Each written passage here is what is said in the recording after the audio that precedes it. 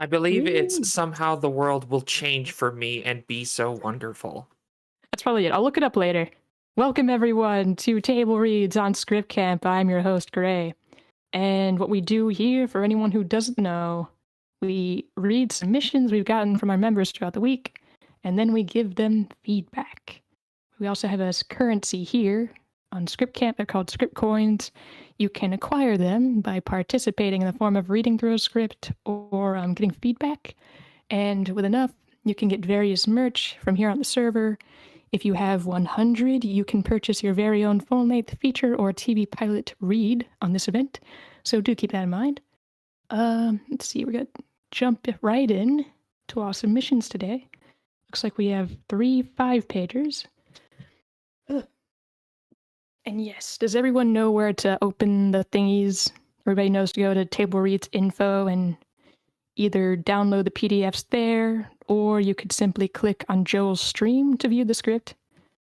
If anyone has questions about that, just type in the chat or speak up and I will help you out. But yeah, this first one, this is, and correct me if I'm wrong, Michael, I didn't end up asking like if this was the right name. It's TV Scriptwriter. Is that the name of it, Evil Michael? I'm sorry, what's the question? Was the name of your clip TV Scriptwriter?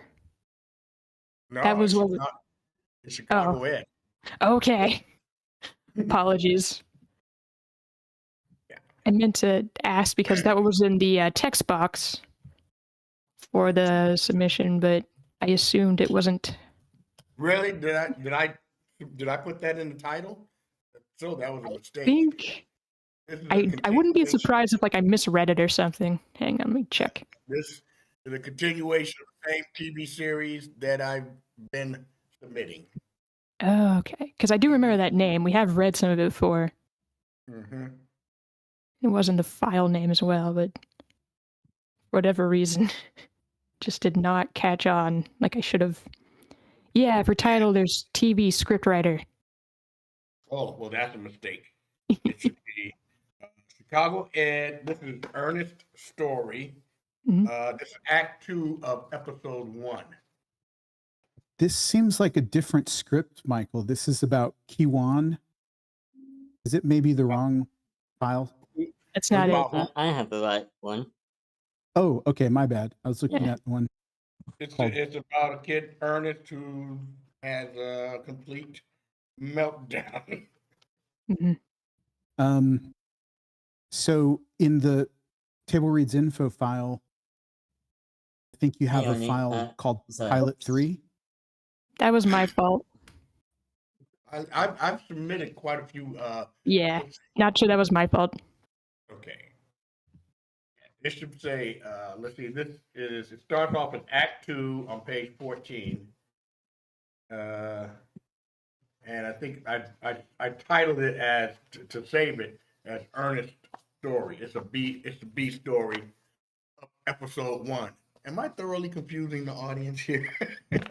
No, I was thoroughly confusing the audience. I had another script downloaded for feedback that I, for some reason, posted on the announcement as though it was a script we're reviewing today. But yes, the correct file is now in Table Reads info. Yeah, I gotta say, I read that pilot that was posted. Page 1 hits you right in the face. Yep, that's not the one we're reading today. Oh, so yeah, sorry for that confusion, everyone.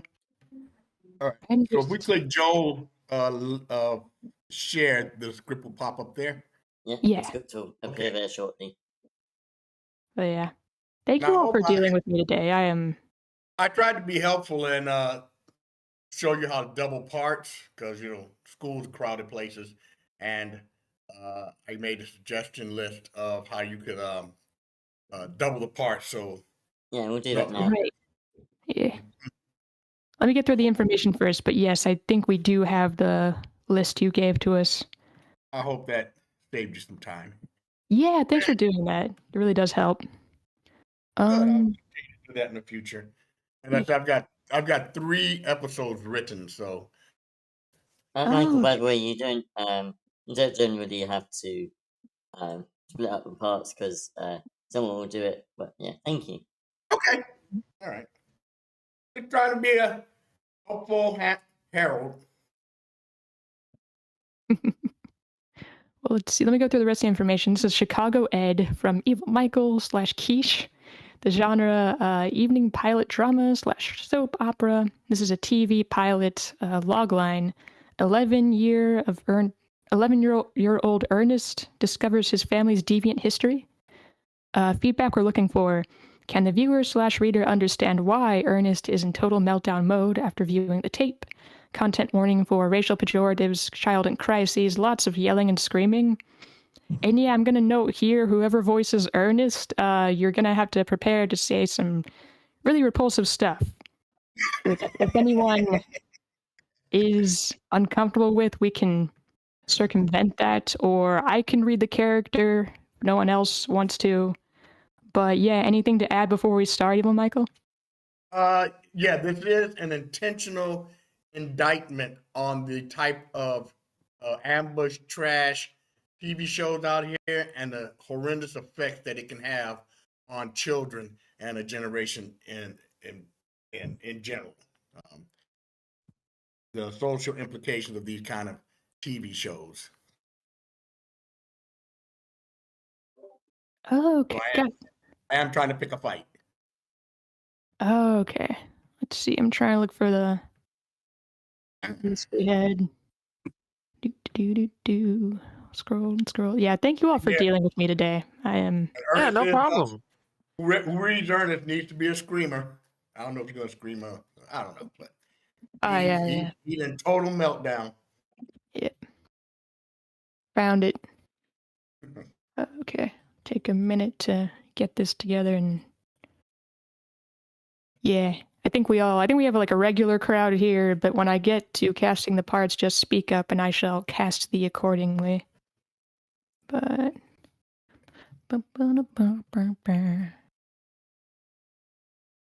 I think you've shared some of your script here before, Evil Michael.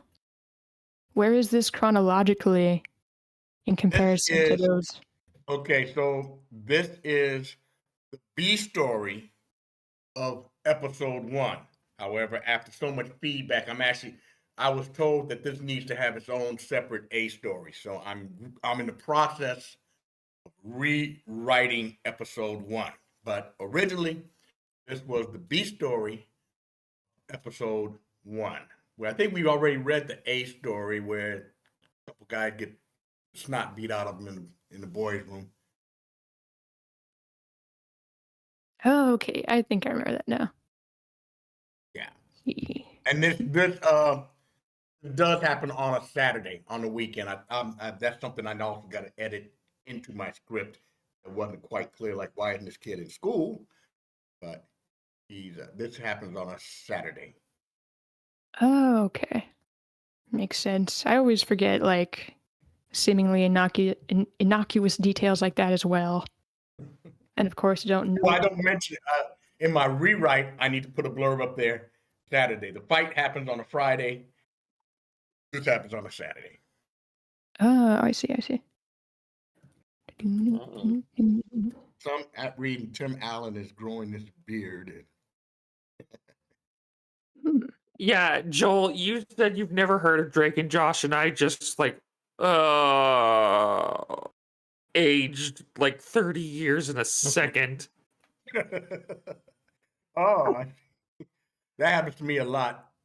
I just celebrated birthday number 66. Trips around the sun. Dang. Oh boy. Okay, I have the stuff written down. Let's see. Who wants the part of Anderson? That's a single role, is Anderson.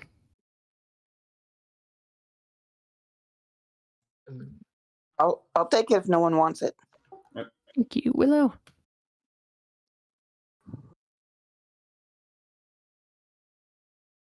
All right, who wants Frank and Wayne? It's a package deal.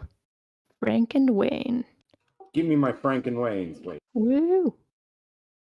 Wait, sorry, who was that? Nobody. Frank and Okay. Dean. Frank and Dean. Got my eyes crossed and okay. What about Paola and Miller? Sure. Thank you, Joel. Let's see. Damien and Nelson. Anyone for Damien and Nelson? I was about to say there'll be like a good first and last name, but the ends in the middle sort of meld together. Damien Nelson.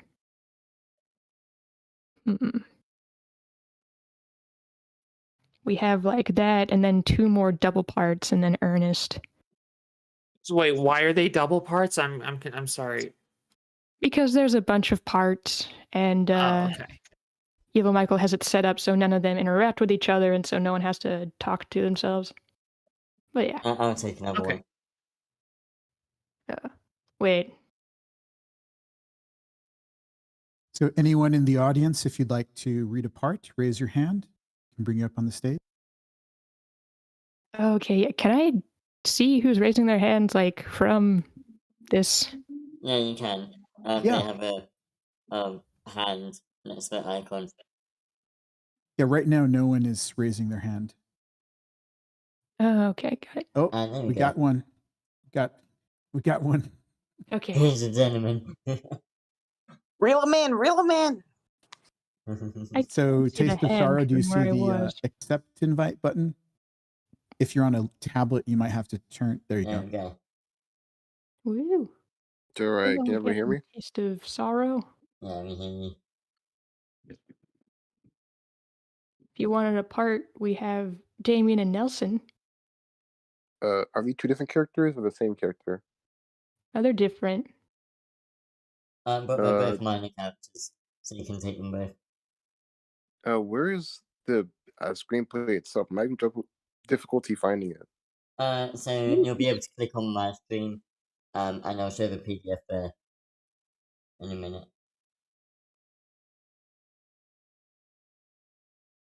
Yeah, because I don't know if I want to like accept the character who like says like the hard end or whatever, and I'm like, oh shit. I know that's Ernest. And he doesn't say that, but he says, like, awful, awful stuff. Mm. But yeah, Damien and Nelson, Spectator 1, and Florence, and Jasmine and Miller, I think those are safe in terms of that. I'll pick Damien. It's actually the closest to my name, so. Oh, sweet, yeah. So Damien and Nelson, thank you, Taste of Sorrow. Spectator 1 and Florence. Was Eron already? Did somebody already take Eron? That was the wrong script that I mistakenly put up. Oh. Okay. Aaron is in there. Daryl. Oh, it's Aaron. Okay. Sorry. Wait. Hey, Aaron. Aaron. Wait. Hang on. Gonna find it. Oh, wait. I found it. Aaron. Okay, you're right. You're right. Aaron. You only got a couple lines. Yeah. I could probably do Aaron. Yeah. Wait, no, hang on. Ugh. Even doubled up, like there's quite a few parts. Here I we can go. take something else if you need. Yeah. Okay, yeah, Joel and Willow, if you both are willing to do 4 parts total, then Yeah, sure. Okay. thank you. And Wait, I can do something. okay, Haven't Morgana. had Yeah, could Yeah, you do? Oh, you both Violet and Morgana wanted to do one. Yeah. Okay, sweet. I will take another Morgana. part if needed. No, I think we're good now. Spectator 1 and Florence, I'll give that one to you, Violin. Okay, I'll take Spectator 1 and Florence. I think Heated is raising hand. Yeah. I don't know if you're able to accept. Can you, Heated, are you able to accept? Voila. Are you there, Heated? Hello. There you are. Okay, so yeah, everybody's got parts together. Then Ernest, that was the one I was talking about, says just really horrible anti-black insults. Oh, Yeah, Let him rip. It's all word vomit to him. yeah. He So doesn't mean a word of it. if no one else wants to read him, I will. Which, as should be obvious, it's just a reading of the character, even though it still is not gonna be fun. But yeah, unless anyone else. I'm trying to push buttons. If you haven't, Oh I yeah, know yeah. Care if I Yeah, but it say still depends. Don't worry. But yeah. I mean, if it's really a problem, I could double up and play the role if it's really that much of a problem. It's okay. I don't think anyone will look forward to saying anything like that anyway, so I might as well do it. But yes, Joe, I believe, has the PD. Wait, no. Yeah, Joe's gonna Yeah, have the PDF I will have a screen. PDF ready. So I'm a bit late. I can't find the script. Just press my stream. Click on my stream if you can. What's the name of the script? Click my stream. So if you go into the stage channel, I'm screen sharing, and I'll show it there. It's also in Table Reads info. What's the name of the script? It's Shy Ed, Yeah. episode 1. Ernest story, Act 2. Chicago Ed.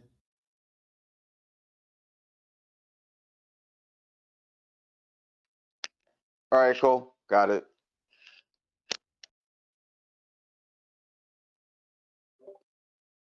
Very good.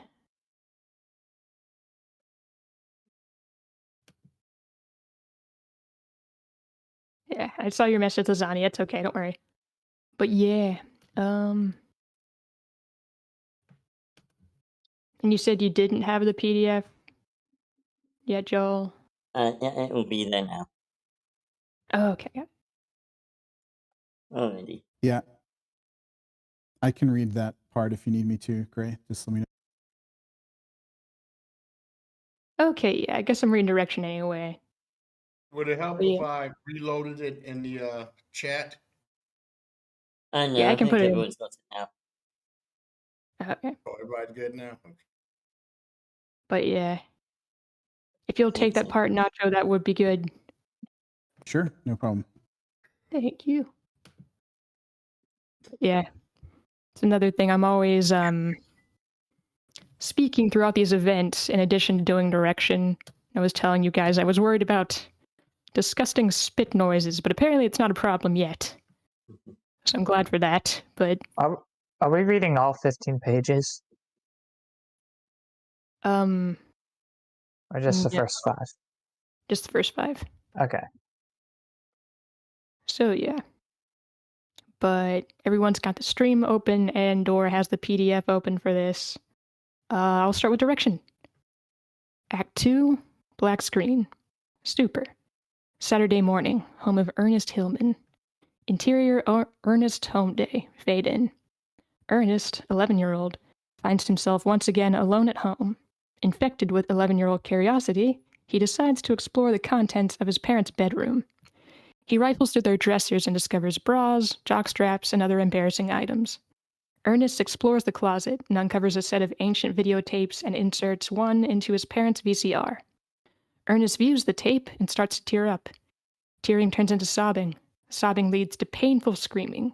Painful screaming escalates to kicking, fetal position, cathartic rage. He pulls the tape from the machine and goes into an incoherent crying rage.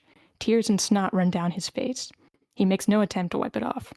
Gathering himself, he takes the tape and prepares to run away from home. He packs his backpack with the tape, a box of Pop-Tarts, and some fruit. He heads for the door. Remembering, he returns to his room, retrieves and packs his Darth Vader large-size action figure, and walks for the front door. Before he can make it out of the front door, he pivots, sprints to the bathroom, and vomits. When Ernest completes vomiting, he cleans up and exits the house. Exterior street, day. Ernest walks down the street, spewing profanities, no audio, and drawing looks of derision and comments of disapproval from various civilians. Mothers pull young children close to them. Exterior Damien's home, day. Ernest rings the doorbell of his summer day camp counselor, Damien Tendero. As Ernest waits, he attempts to ebb the flow of tears and regulate his breathing. Aaron Tendero opens the door. Like a full Beck, Ernest tucks and drives his way through the front door. Interior Tendero's living room, same. Ernest stands in front of the front room with Aaron looking on. Hi, Mr. T. Damien home? Can I see Damien, please?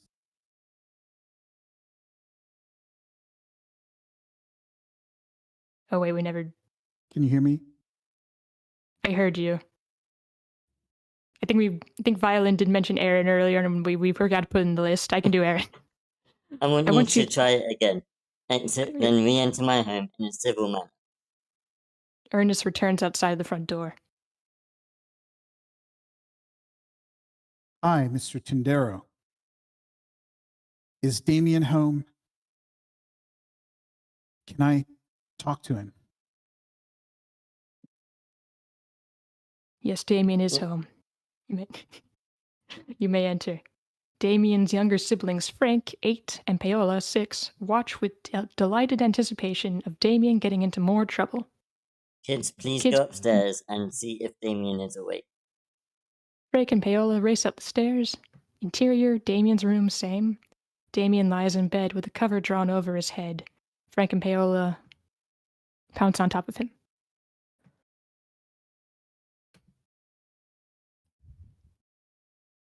And who do we get? Damien, you're in trouble again.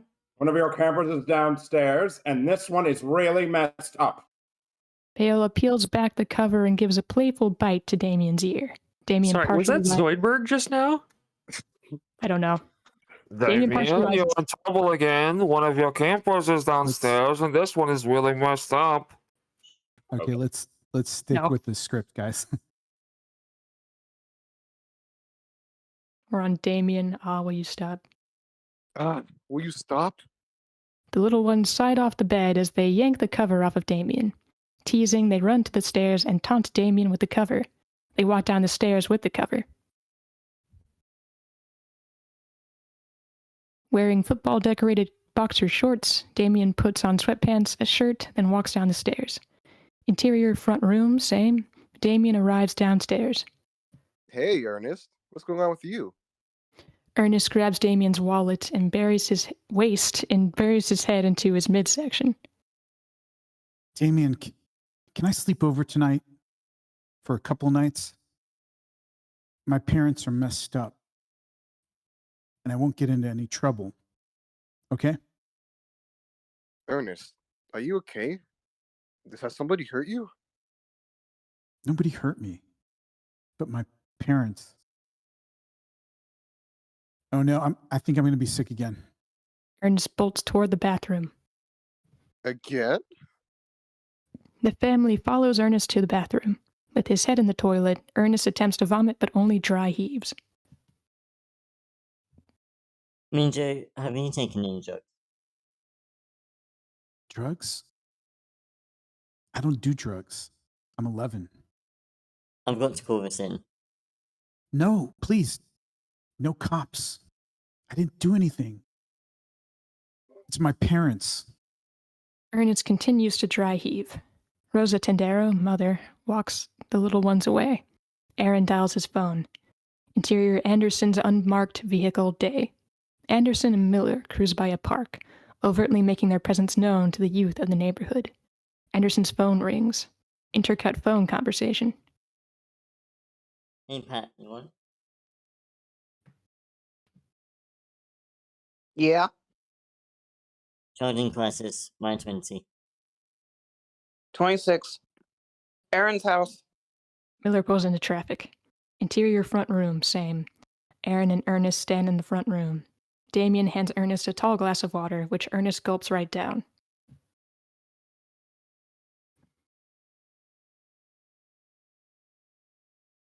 You feel ready to hit me, the troublemaker?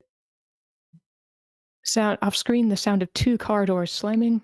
Ernest alerts at the sound and looks nervously around the room. Parents did something really bad on videotape. The doorbell rings. Ernest braces to run.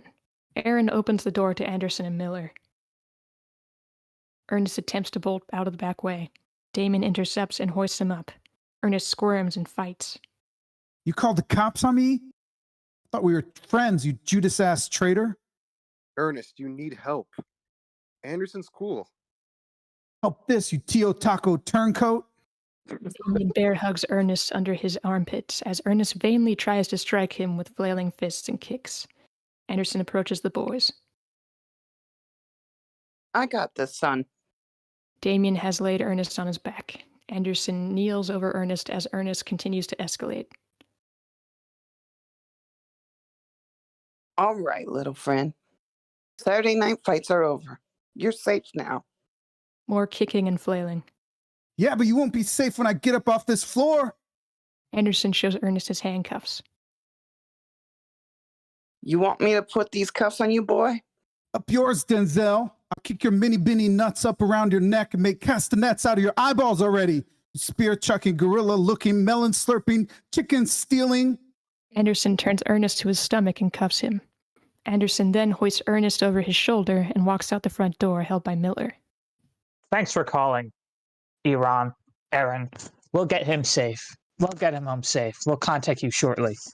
Miller exits, closing the door behind her. The entire Tendero family stands in the front room. You know anything? Nothing at all. Aaron dials his phone. Hey, Mrs. Georges. Yeah, listen. Could you use some overtime today? Interior Anderson's vehicle, same. Anderson sits in the back seat with Ernest as he continues to kick and headbutt Anderson. Anderson grabs Ernest's shoulders. Boy, try to settle yourself down. Ernest maneuvers and puts a major bite on Anderson's left arm. Ah, the son of a bitch bit me. You actually bit me. Kelly, stop the car. Little hillbilly asshole. I ought to knock your teeth into the middle of next week. Interior, exterior car, same. Miller pulls the car over. They add more restraints to Ernest, which immobilized him for the rest of the trip. They arrive at the station parking lot. Exterior station parking lot, day. They arrive at the station with various civilians looking on. Miller looks Ernest from the back as Anderson holds his bleeding arm. Ernest executes a 2-year-old flop on the knees, I'm not walking maneuver. Miller grapples Ernest's foot under her arm like a sack of beans and, with rear end facing forward, carries him into the station as his clothes try to dissolve off of him. Damn, what'd that boy do? Shoot a cop? Montage Ernest gets processed. Miller carries Ernest into the station. Wait, I thought that was my line. Wait, dang. Well, never mind. It's already said. Montage Ernest gets processed. Miller carries Ernest into the station. Desk sergeant talks on the phone. Aaron talks on the phone. Jasmine, Ernest's mother, hangs up a phone and leaves friend's apartment. Wayne, Ernest's father, hangs up a phone and leaves the bar of a bowling alley. Anderson in video's screening room receives first aid from social worker Rojas. Nelson, Wayne's brother, puts down the video game control and answers the phone. Florence, Jasmine's mother, gets into an Uber car. End of montage. Interior, interrogation room, day. Ernest sits at the table with his hands cuffed behind him. Miss Rojas sits across from him.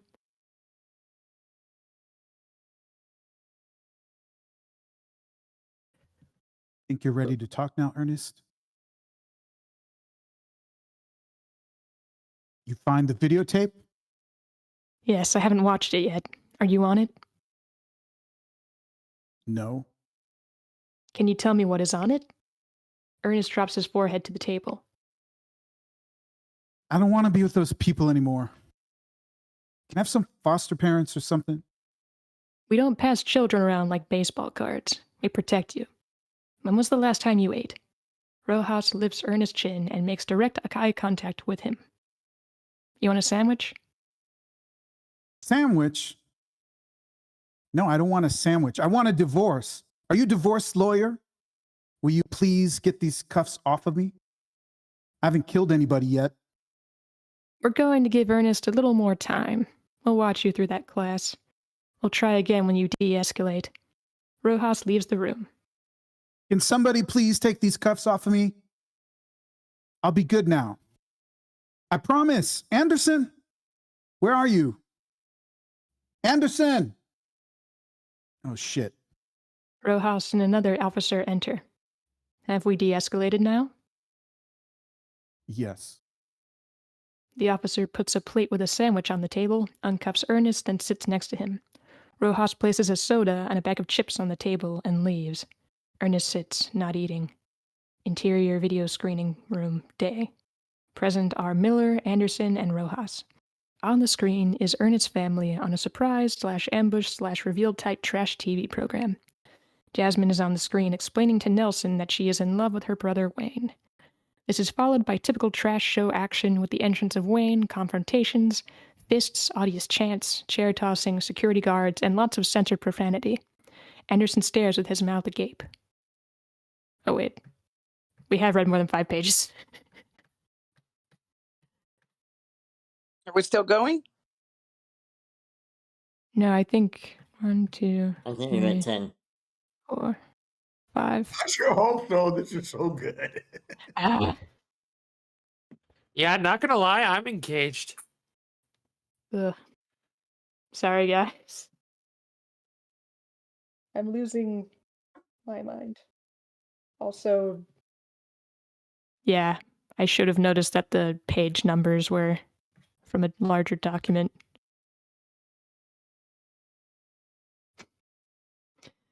But yeah, thanks to all of our voice actors for reading. You all did a very good job. It gets hotter. Oh boy. Let's see. Look at this. My microphone is muted and I'm still lighting up like I'm talking. It's weird. I don't hear anything. I guess it's just being weird. Must let's see. be. Feedback we're looking for is, can the viewer/reader understand why Ernest is in total meltdown mode after viewing the tape? But yeah. So I guess I'll just... Oh, go ahead. I was just gonna say, yeah, I think he's from the description, at first it looks more like he's getting nostalgic about a tape, and then he's getting sad, and then randomly he's just getting angry, like he's angry at himself for leaving. I think maybe some audio clues from the tape in the script might help. Like, or maybe describe his expression as being horrified rather than angry. I don't know. That's just my take. Okay, was that all, Violet? Yeah, that's all I've got so far. Okay. Thanks for your feedback then. Morgana, did you have any feedback? I would agree with the divorce or the divorce line. I forget what the line was, but like, I don't want a sandwich, I want a divorce. I thought that was the best line of the script. There were some formatting issues, like you didn't number the ages, you just wrote the ages, and you got to number it, at least I think. Yeah, and I would just look at that. There are some formatting issues that need to be cleaned up.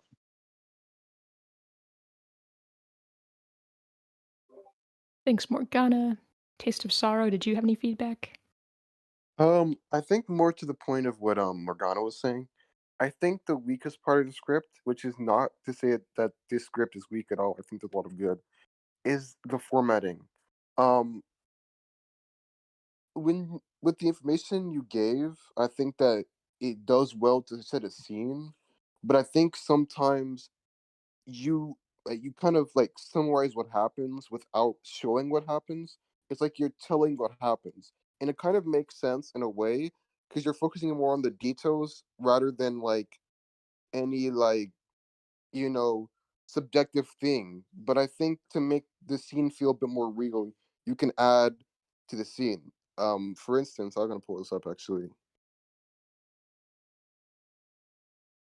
The way you describe the first lines, right?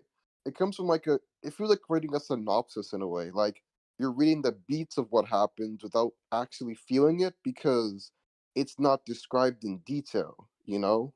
Like he just says he cries, you know, as opposed to like showing tears stream down his face and all of that stuff, you know, and showing his lip quivering and all of that. I think you could do well to add those details. And I think that some of the formatting for like places was a bit odd. I think when you in the opening scene, I feel like the scene setting should have been interior Ernest's house or home, master bedroom to establish where we are, because you just said Ernest home without establishing which room it is until the action line, which could be confusing for somebody who's reading because they might not even know where they are and where this room would be if they didn't if they couldn't get the clue from the action line. But overall, I think there's a lot of solid stuff here. The dialogue is a real highlight. There's a lot of good. There maybe just look over some of the more technical things of screenwriting, and that could really help. But this is already really solid. Six Taste of Sorrow. Heated 1, 2, 3. Do you have any feedback?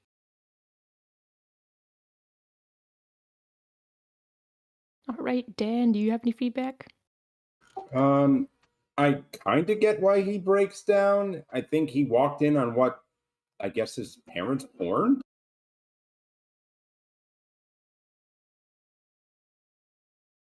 But like others said, the descriptive word choice is a little, I don't know, something feels off about it. Like I feel like it's going a little too much. I get you're trying to be much, but it sometimes feels like it's edgelord. If that makes sense. I'm not sure how to word it any other way.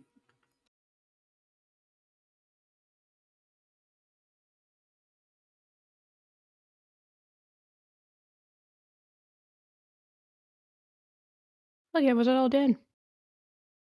Yeah, that was all. It is good. It just something just feels a little missing.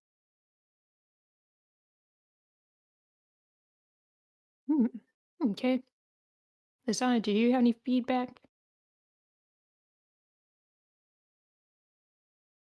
See. Oh, okay. Okay, I'll just read yours out later then. Nacho, did you have any feedback? Yeah. So, I mean, it's a little hard to kind of like, connect the different drafts, the different versions of this, script that I've seen. This feels like a lot of progress. Like I'm not sure if we've seen exactly this scene before, like a different version, but I want to say like you're doing a lot. It's like just a lot stronger. One of the issues I think with the previous version of, I'm not sure exactly if it was the same scene, but just like when we were looking at a pilot, the Chicago Ed pilot previously, wanted to kind of see a little bit more emotion in the description of like, the main character and just feel a little bit more connected with him and what he's doing. And I think it's hard because obviously there's like a lot of different characters in this, pilot, and how do you like weave all these different like subplots together and everything. But this, this felt a lot stronger in terms of like describing the main character. And I would just kind of lean into it even more, like really try to think about the scene like from Ernest's point of view, like how does he react to what Iran or Frank and Damien say. Like we're I think the dialogue is kind of working for the most part. Some cases I would look at some of the characters and just see like how to differentiate their voice a little bit. But like you're doing a great job with like Ernest has a really voice, and I know kids like that. There are kids like that in my family that doubt, and just have other kinds of problems going on. And it's like, it feels like there's some authenticity to Ernest that it's coming through in the dialogue. Some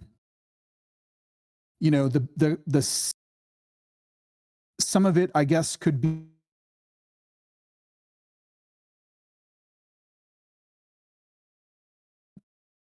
just like some of the lines could be just thinking about how to convey it without, being direct, right? But you do a great job. I think Rojas has a pretty clear voice, and Ernest and Anderson's voice and Rojas' voice. I think in a couple areas, like you want to try to differentiate them a little bit more, but for the most part, it's coming through, and I look forward to reading more. I think the comment about just establishing the location, so like interior, Ernest's home day. Ernest finds himself once again alone at home. We don't know, like, what are we seeing in that scene? He's alone. I mean, like, just give a little bit of a hint of like what the home looks like. I imagine probably maybe we've seen the location before, but especially if we haven't, like, I would really just, is this a dump? Is this a McMansion? What does it look like in the house a little bit? Just give us a sense of the place, right? And I think even the descriptions of the little things that he's doing, packs his Darth Vader size action figure and stuff, like you can kind of sort of give us a sense a little bit of like what the place is like or what his life is like. So I think there's a lot of good stuff here. I guess I would my biggest note is just like really like I believe Ernest is the protagonist of the whole pilot episode, so I would like really lean into him. And I think at this point in the episode, it needs to be a little bit clear, like what is Ernest's goal in the pilot? Like this is a 1 hour pilot where we should be kind of starting to get a sense of like what are we going to be watching Ernest try to do for most of this pilot. And I don't quite have that from this, but that's coming soon in the next few pages. But it should be, in my opinion, it should be, pretty clear by this point. Thank you, Nacho. Lasagna says, I agree with Dan. At times it seems like too much when it isn't necessary. Feels like we're being pushed to the edge. I think the dialogue is great, and you're a really good artist. I can't speak, and you're a really good writer, TBH. But the things I take issue with is what Ernest says. It feels too forced, which I get that may be what you're going for. He's parroting things. But I'm just confused about what he's watching for him to say these things verbatim. Thanks, Lasagna. Willow, any feedback? Sure. I think the dialogue is the strongest part of this. There's some really great dialogue. I think maybe some of it's a bit too gratuitous, but that's fine. One of my things though is like it doesn't feel like the action matches the intensity of the dialogue. The dialogue is intense, but the action is ho-hum. So, for example, we'll take Ernest barges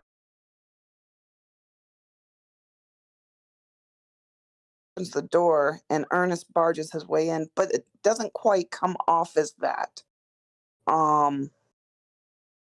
Like a fullback, Ernest tucks and drives his way through the front door. That just like it's too many words, and it takes away from the urgency of the emotion. So, like a fullback, Ernest charges inside, and little details like that, I think, would help.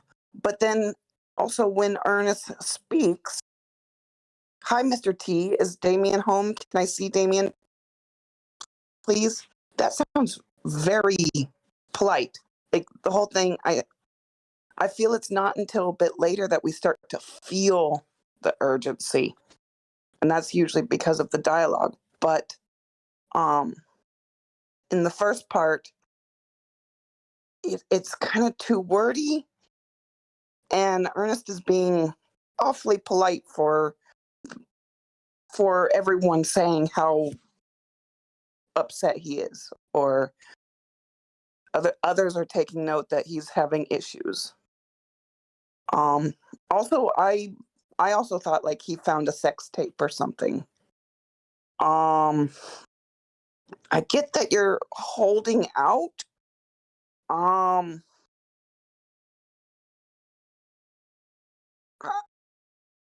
The longer the holdout, the bigger the payoff, I think, needs to be, and I'm not really certain what the payoff is. It seems to be like some sort of a reality cheaters TV thing. I don't know. But like I feel like the payoff didn't quite match the setup. I mean, geez, at this point we'd gone so long, I was waiting for like there to be a on-screen murder or something. But yeah, I think that's my issue, is that there's not a lot of urgency in the action, but it does work well in the dialogue. So just get those two to match up. Thanks, Willow. Nacho says, also, I didn't understand why they called the cops. Maybe there was something that set this up properly in the previous scene, but in what we read, it sounds like Aaron called the police solely because Ernest had an upset tummy. Thanks, Nacho. Joel, did you have any feedback? No, I don't have any. Are you there, Joel? Can you hear me? Let's see. Yeah. Okay, yeah. Yeah, I don't have anything to add. As usual, people have already addressed most of the issues that I had with it.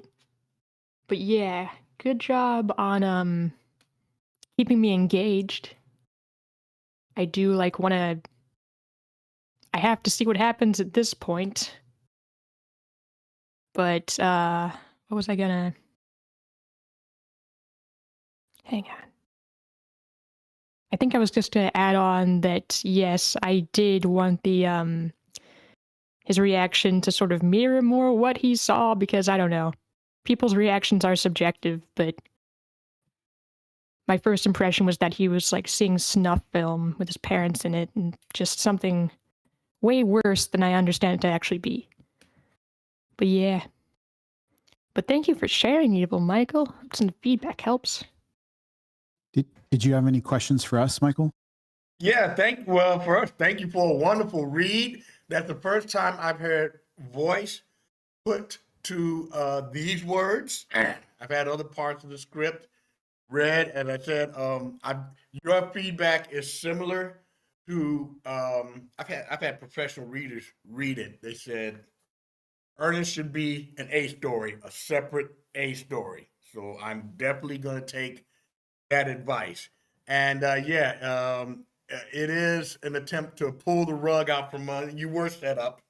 Of course, you naturally thought he was going to see his parents doing the wow thing. And then it turns out that they're on TV on a Jerry Springer show. And what I'm going for is, if he saw his parents doing the wow thing, then that's okay, because that's his parents, and they're just doing the wow thing.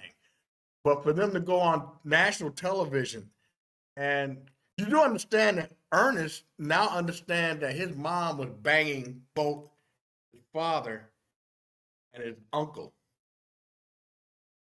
And that is when he lost it. So yeah, I am intentionally creating mystery. From all your questions, which will be answered later in the script, yes, there are questions, and my style is to present you with an onion and peel back the layers one at a time, making the onion more pungent. So yes, you guys really hit the mark today. Thank you so much for this. Thank you for your comments. Thank you for your excellent table read. That's a good question. Okay, knowing now that's what happened, the reaction seems a little too much. I mean, I get it now, you don't know who your father is, but Why would they just go around and want to hurt people? Yeah, and see, this is where apparently this has become normal that your parents are on national TV throwing chairs at each other. Your mom, your dad, and your uncle on television throwing chairs at each other, fist fighting while the child chants Jerry, Jerry, Jerry, and this has become normal. And that is where I'm trying to instigate trouble. That these kind of shows are really devastating to the children of these parents. I got a question here that I want to know, what exactly is the audience supposed to feel? Are we supposed to feel sympathy for Ernest, or are we supposed to be seriously? That's what you're upset about. What exactly are? Yes. I create confusion. I create emotional chaos. And as a teacher of 43 years, that's what my children walk into the classroom with: emotional chaos. Are you angry at me? Do you hate me? Do you love me? I want a sandwich. I'm tired. My mother's a slut. That's what they're walking around with. So, yes, all of those things that you just asked. Yes, you're supposed to feel sympathy. You're supposed to feel angry. Are you familiar with the phrase "word vomit"? It's But something. okay, like, no, that's not quite what I'm asking. Is like, are we supposed to be feeling what Ernest is feeling, or because one thing that would help is to understand why this is so important to him, or demonstrate why Really? something like this is so Really? important to him. Well, Otherwise, I it's don't know if almost you've kind of ever. comical. Yeah, it is. Yeah, I don't know if you've ever seen your parents on national TV throwing chairs at each other, and your mother and your father and your uncle going at each other with fists, and then find out that your mother is screwing both your daddy and your brother. Oh, it gets worse. You know what? I'm gonna submit episode. I'm gonna submit the follow up episode now. Okay, but Yeah, why does it matter to Ernest? Why does it matter so much? Is he being bullied because kids at TV are seeing this kind of stuff? Is why is he so deeply affected by? really. Really, if you saw your parents on national TV having a fist fight, your mom, your dad, your uncle having a fist fight because they were having a menage a trois, you'd be okay with that? I wouldn't be attacking police, or probably Oh, not. okay. Probably not.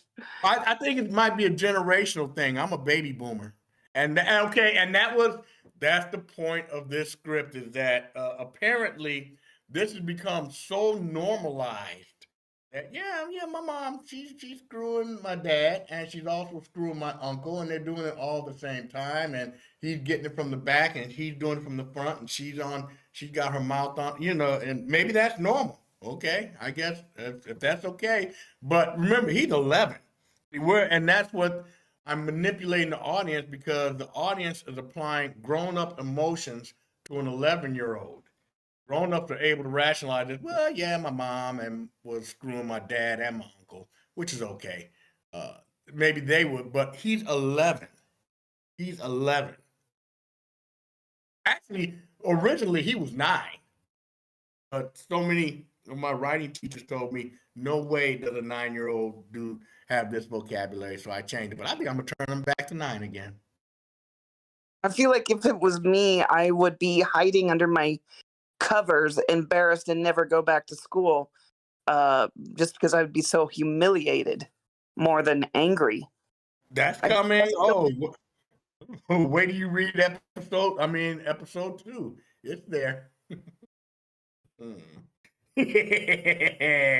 Actually, you know what?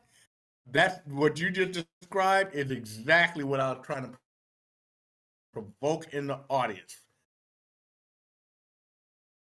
Your reaction is exactly what I was trying to provoke: emotional chaos.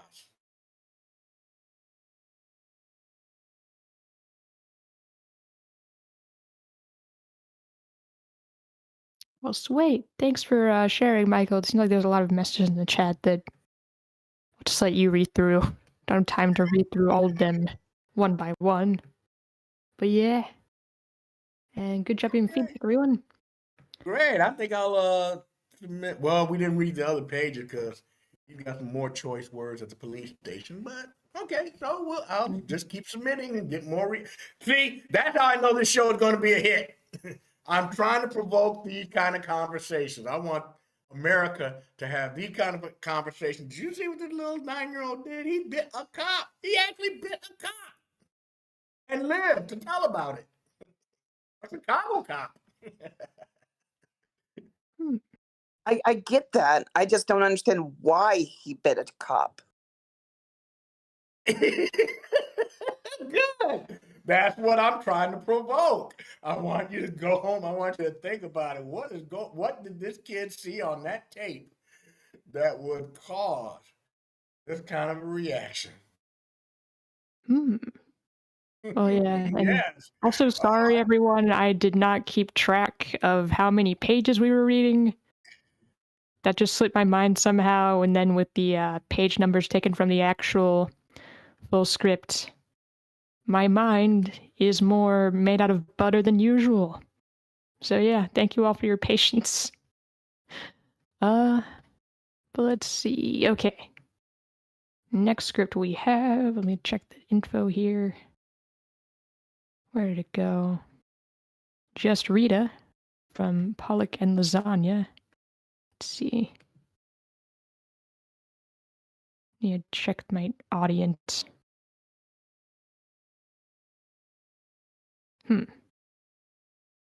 Is Pollock here? I don't see them.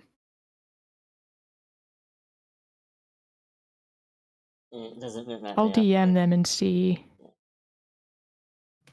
if they can come back later. What about...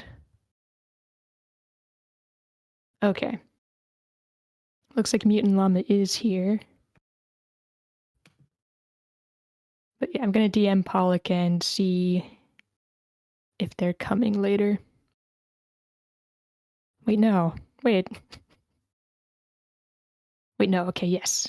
Great. Keep on losing track of who's on stage and who's in the audience. Anyway. And now the stream is frozen. Okay. So the third script that we'll just go ahead and read is Eris League from Mutant Llama. This is a science fiction TV pilot. Logline is a group of kids are sent off planet under false pretenses because the government fears the superpowers they'll eventually develop. Looking for general feedback, no content warning. Let's see. Mutant Llama, if you want a forward, I can bring you on stage if you want, if you raise your hand. If not, you can always type something if you like, or... Okay, great. Let's see. I'll just go ahead and start casting characters then. Does everyone know how to raise your hand? You want to read a part? Hit the request to speak button. See that? Yep. I'll read. Just assign me any old part that you think I can have. Okay. Let's see. I like reading. I have returned. Oh God. Here we go. All right. Evil Michael, I'm gonna make you Chris. Thank you. Let's see. Anyone else? Instead of just going down the list. I'm here. Okay, Heated. Let's see. I'm gonna give you Woodrow. Cool. Our worst president. Does anyone get that joke, or Woodrow Wilson? No, I'm not. Okay. Damn That's it. just me being a history teacher. Sorry. I didn't know what made him the worst, though, so I was just like, okay, Well, I'll just take your word I'd for have it. to explain it. It's too long, but he's Yeah. bad. He got us into World War One. Oh, that's like the short answer. Oh, geez. God. Ooh, that actually puts him up the list for me. Yeah, actually, that's a pretty good reason. Yeah. Yeah, and he Damn. was racist. Now I have to go on Wikipedia later. But let's see. You know what? That's actually pretty succinct summation of why he's terrible. He got us into World War I, and he was racist. That's about all you need to know. You could make Cliff's Notes versions of like Yeah, he Wikipedia articles. he endorsed lynching. Go ahead, lynch him. No That's problem there. How exactly is that any worse than Andrew Jackson, who bragged about being an I feel like we've gone way off topic. Yeah, I should Yeah, I have. would agree. it's like Well, isn't that a good thing? tomorrow we can have a worst presidents tier list. But for now, We are on topic.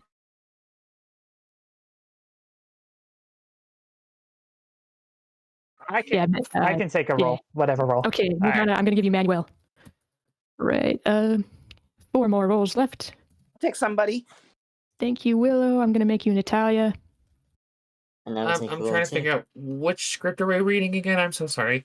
You're on Eris Eris League. Or if you want to Eris click on Joel's stream, it will be there as well. Okay, I was trying to click on the dinosaur one.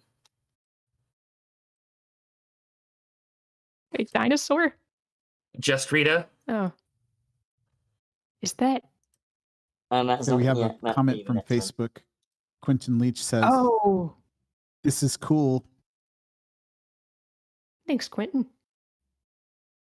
But yeah, I was confused because I thought, wasn't that script about witches? But you're right, there is a dinosaur at the beginning. Are we streaming on Facebook? Yes. Oh, okay. Hey, Facebook, Quentin, wow. or whoever that was. Really? changes I didn't know everything. that. Quentin says, "Laughing my ass off." Let's see, 3 more characters left. Ada, Bring Agent it. Alpha, and Brittany. Dan, you're gonna be Brittany. I'll take Ada. Said 3 characters. Okay, I'll be more. Right. Violin, I'm gonna make you Ada. And finally, Agent Alpha. Alpha with an F. It's like spelling cool with a K. Sure. Alpha. Aflac. See, Nacho, would you like to be Agent Alpha? Whatever you need me to read. Thank you, Nacho. All right, there's our list. Assuming everyone is either watching the stream or has the PDF open. And I can make it full screen because I'm intelligent. Okay. Eris League, written by Dustin Shit. Okay. Interior Rodriguez apartment, evening. See Brittany, a 10-year-old Hispanic girl, and her brother were scooched a little too having a stroke. We're scooched a little too far to the left, and I can't see the rightmost ends of the Oh, lines. sorry. This is what happened when you The chat window is right in the way of the Scooch it. Oh, Scooch it. it's not that. Hang on. scooch it Can to you the scooch it, left. Joel? You should There get you rid go. of the. Oh, okay. Oh, Yay, other way. thank Other you. way. Oh, there you go. It's good now. Thank you, Joel.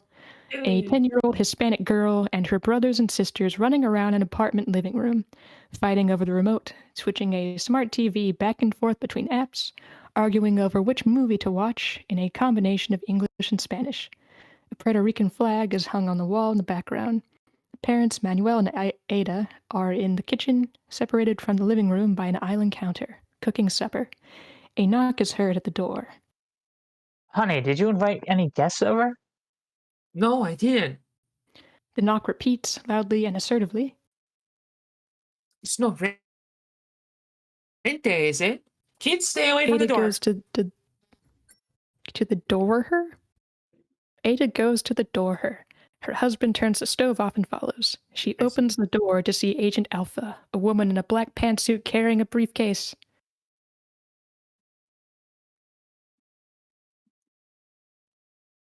Agent Alpha? Be Good Nacho. evening, Rodriguez family. I am Agent Alpha. I'm from a secretive branch of the United States Space Force. I'm here to talk to you about your daughter, Brittany. Brit? Why? Did she do something wrong? Brittany hears her name and begins slowly approaching the door. No, madam. In fact, her school records show her as exceptionally studious, obedient. Brittany is now peeking from behind her mom at the agent. I'll be Dan. What does the FBI want with me, mammy? That was Dan. Wait, who's Brittany? Cayete, we're talking. Oh, The government looking for her to help with an important mission. That's a matter of national security. I can only tell you more in the privacy of your home. The Rodriguez parents let the agent into their home. She closes the door gently, then takes out a small wand-like device from her pocket. Just a quick counter surveillance scan. Agent Alpha's device emits a vertical red beam of light, which moves around the room as she scans the place. The light turns green as it passes over Brittany, then back to red. An earpiece in Agent Alpha's ear speaks to her in a robotic voice. Okay, sorry, I think Evil Michael is asking to get back on to read his part. Did we give him a part? Yeah. Let me just. There you go, Evil Michael. Yeah. Okay, I'm back in. There you go. I got Chris. Thank you. Earpiece, one mic. Okay. Cosmic. Yeah, one microcosmic individual detected. Why did it turn green? Don't worry. It does that. It's all good. You said you had a mission. Agent Alpha squats down to be on eye level with Brittany. Brittany Rodriguez, are you always this curious? You like learning about new things in school? Yeah. What's your favorite subject? I like science. Science. I used to like science when I was your age. Are you learning about the planets yet? Brittany nods. I learned about my very eager mother just served us nachos. She counts to 8 on her fingers while reciting the mnemonic. Nice. Damn it. I learned it as just served us 9 pizzas when Pluto was a planet. What happened to it? Still there. It's just considered a minor planet like Ceres, Makemake, and Eris.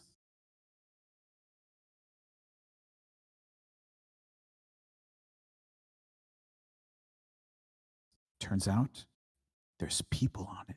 There's people on another planet? What they look like? Are they niñas like me? There might be. We don't know. We need people like you to go to Eris and meet them. You'll make the perfect diplomat.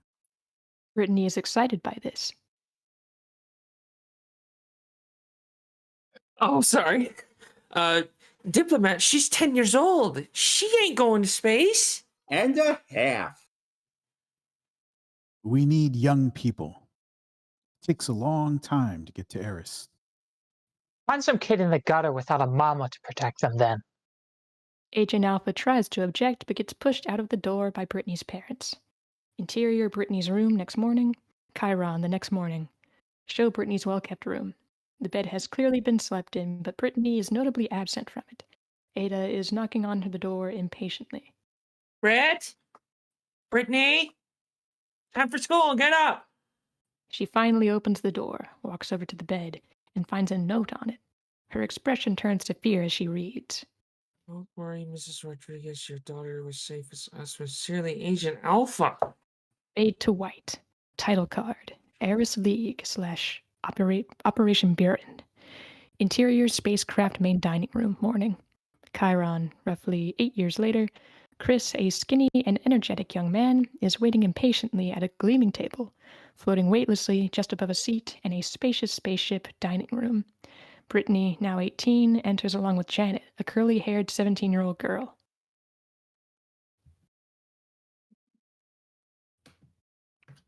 And I think that's Michael. Oh, wait, no. We lost Michael again? Why he left us in our time of need? Happy birthday, Brit. Good morning, Jan. Woodrow, where's breakfast? Woodrow extends from the ceiling. He is a robot appearing as a black sphere on the end of a white arm anchored behind a ceiling panel.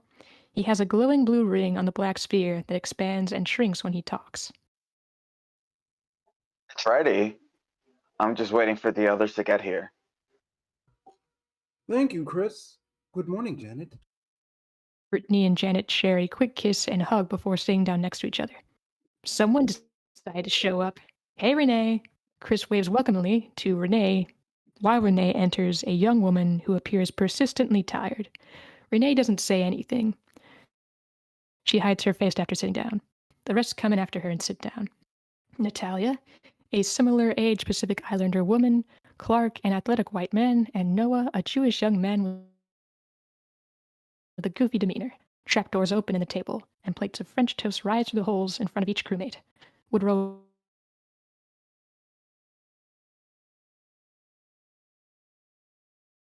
and then places a present in front of Brittany using a grabber mechanism that extends from the ceiling beside him. Hey guys.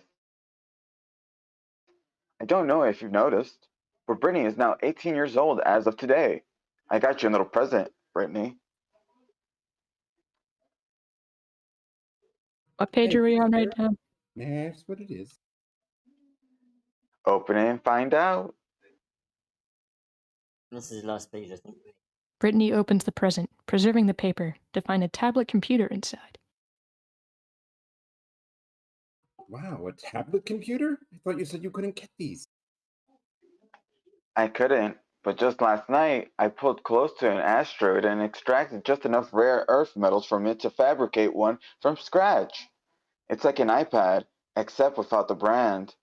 Call it a Woodrow pad, I guess. Turn it on. Won't have Wi-Fi to download apps, but I didn't make an IDE on there, since I know you like computer science and thought you might program your own little games.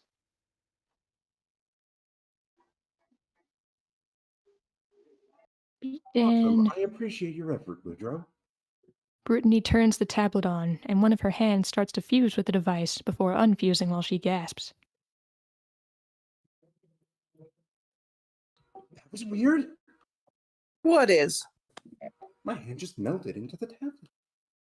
The tablet turns on. She takes a moment to assess the GUI layout, then puts her hand on the screen and fuses it back in. File folders appear in front of Brittany's face.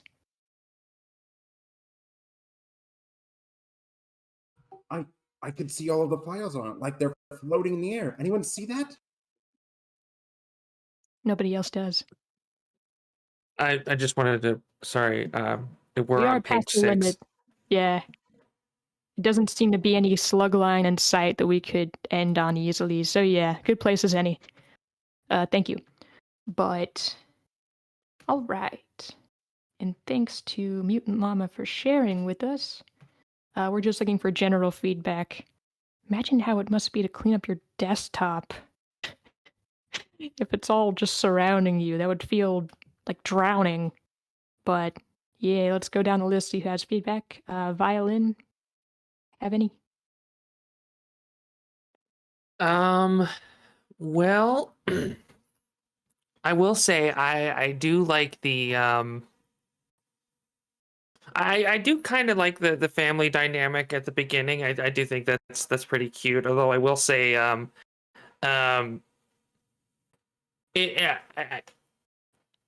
I'm getting, I don't know why I'm getting kind of flashbacks to Ender's Game, specifically the movie, because I'm sadly I didn't read the book. But you know, this opening does kind of remind me of Ender's Game a bit. Not to say that that's a bad thing. I'm just saying that it's just kind of what it reminds me of. I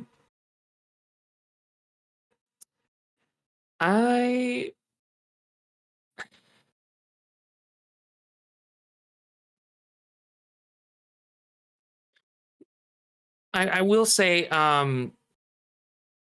I understand what I do see what you're kind of going for with the paragraph where you describe Natalia, a Pacific Islander woman, Noah, a Jewish young man, Clark, an athletic white man. I understand what you're trying to go for. It's very multicultural in a sense. I don't know. There's just something about it that the way it was presented just seemed kind of, I don't know, forced.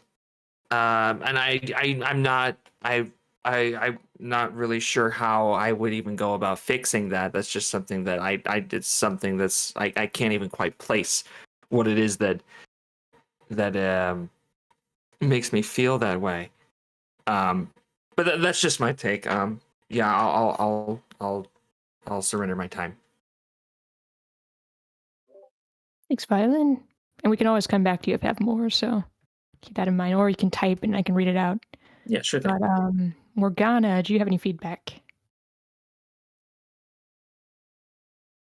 I would say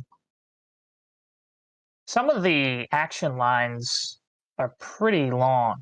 I would just break that up or try to streamline it or break it up.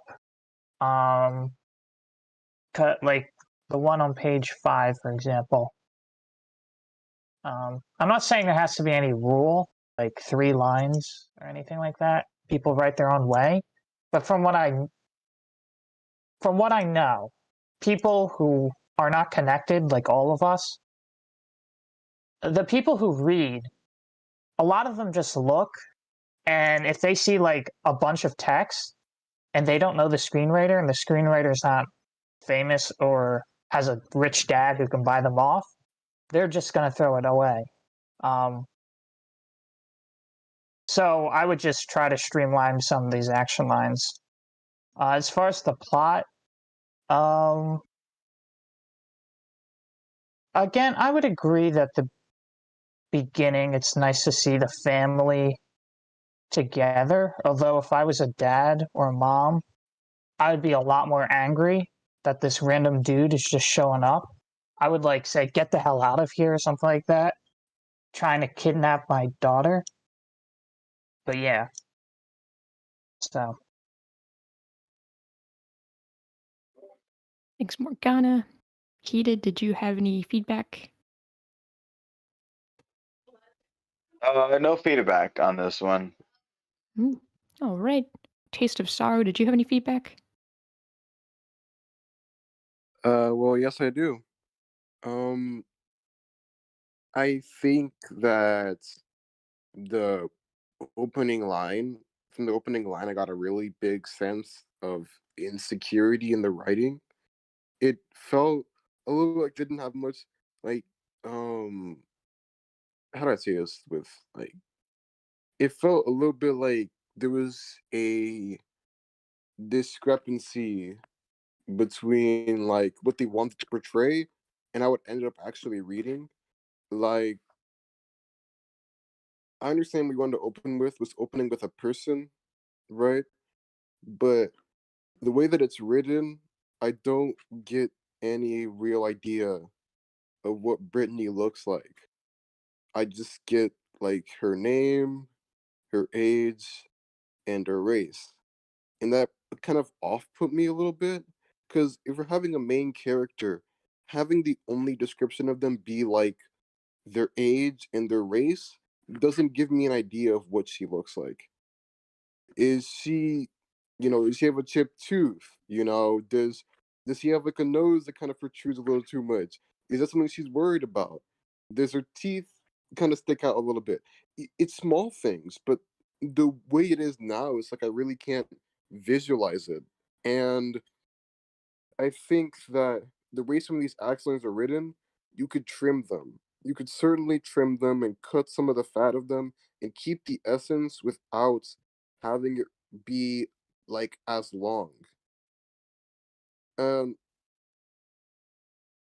I will address that. Morgan said that personality is more important than appearance. I definitely agree. I didn't just mean like in the sense of of just how they look. I meant more in the sense of like you can use appearance to establish a personality, right? And that goes into the we need to know more about them than just that they're tan. I think so, yeah. That just that they're tan and that they're Hispanic. You know. Um. I will stand by what I said in the chat. It does feel like an M Night Shyamalan movie, and if that's what you're going for, no problem. No, there's really no problem with that. But if it's meant to be a bit more taken a bit more seriously and taken like a bit more of like a realistic portrayal, I think a reevaluation of how the dialogue sounds, like sounding it out, like hearing it, pacing it, would help um really flesh out the characters. And apart from that, I think there's a pretty well endowed control of the form. Otherwise, I don't think that there's anything that sticks out too apparently, other than just that big chunk of description in the opening. And I think that as long as some of the weaknesses are cleaned out with this, I think there's something really good here. It really reminds me of Ender's Game, and that is a book that I love. So yeah, that's about it, I think. Thank you, Taste of Sorrow. Dan, did you wait? Sorry, let me read through Zach's message here first. Zach says, premise seems good. We're getting a good feel for all the futuristic yet not quite on planet Earth feeling, but you want humans to relate. Whether it was the readers or the amount of words on the page, but the read felt a little slow, and I don't know if that is good for the sci-fi genre. But if it's a pilot and the first 5 pages feel like 10, it needs a bit of refining. See, Heated says the intro has a big block and not in the best way. Dan says, what's that first word? Those appearance things aren't that important, and most scripts don't have that unless plot relevant. There we go. All right, sweet. Yeah, go ahead, Dan. I was just responding to what you call it with that, about the whole tooth thing, which doesn't matter. But I'll say what oh, is it my turn though? Yeah. All right. Well, it does have its good aspects, but one thing that really just, to me, something which feels kind of off is a lot of the dialogue feels very repetitive. Like, I'm not even sure how to put it 2 words, but it's like, it's a tablet. Wow, the description tells us it's a tablet. And then she says, "Ooh, wow, nice tablet." So it's a lot of repeating things. It felt very, I guess, verbose and wordy. I don't know, lots of details. And the aspect of us meeting her as a child, I want to know what that pertains, or what that sets up for the sake of the story. As far as why does this doesn't feel like it's something that like, why do we need to know this information before we know about all the cool space travel adventures that we're going to go on, and that the government stole this kid, even though the next scene everything is kind of just happy, or is the same character being happy? I don't know. There's like too much juxtaposition, at least in my opinion, too much juxtaposition of character, in my opinion, for me to like understand the point, the purpose.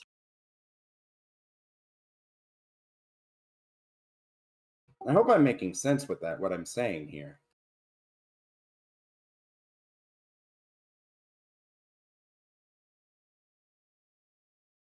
Yeah, I understand that. Sorry, what was that? How much of what I said was lost? I was a bit preoccupied, sorry. I think we got it all, Dan. Okay. Yeah. So what I'm saying is that just a lot of, I don't know, it feels like it's some cool setup, but but it doesn't feel like it's a setup for the same story. Like, okay, we learned she's Hispanic, but what does that do to why does that matter to the overall theme of the story, you know? I mean, that part was fine for me, but I do get what you mean about the tonal disconnect between the first and second part.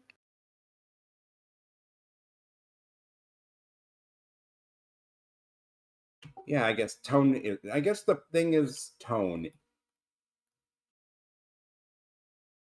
Hmm. That's all, I guess. All right, thanks, Dan. Lasagna, do you have any feedback?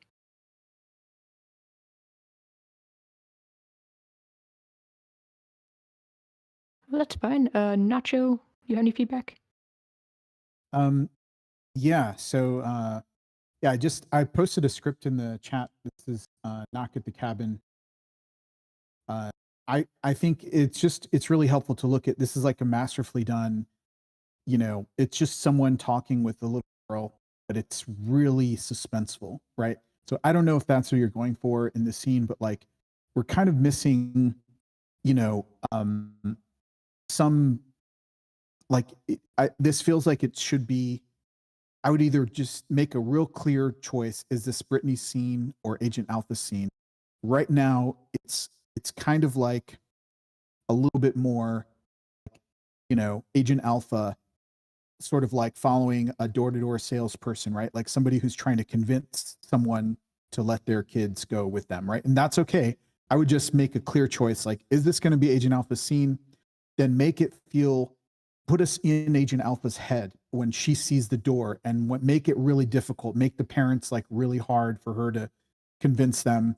And, you know, that's totally okay. Like, just really lean into that.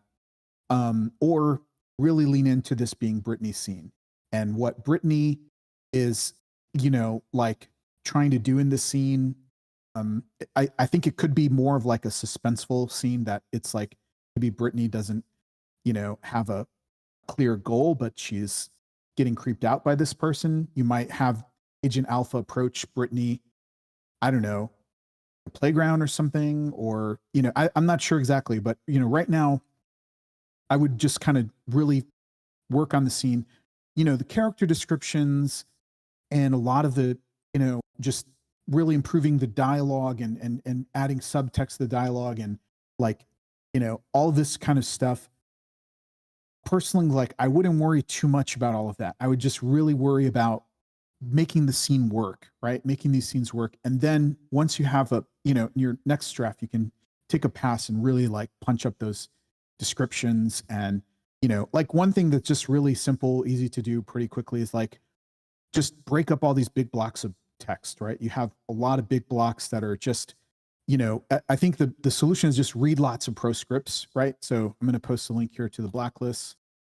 Just, you know, download like 20 of these scripts and just open up the first 5 or 10 pages, look through them, and you'll kind of get a sense of like what, you know, like how to kind of organize your action a little bit so it sort of flows on the page a little better.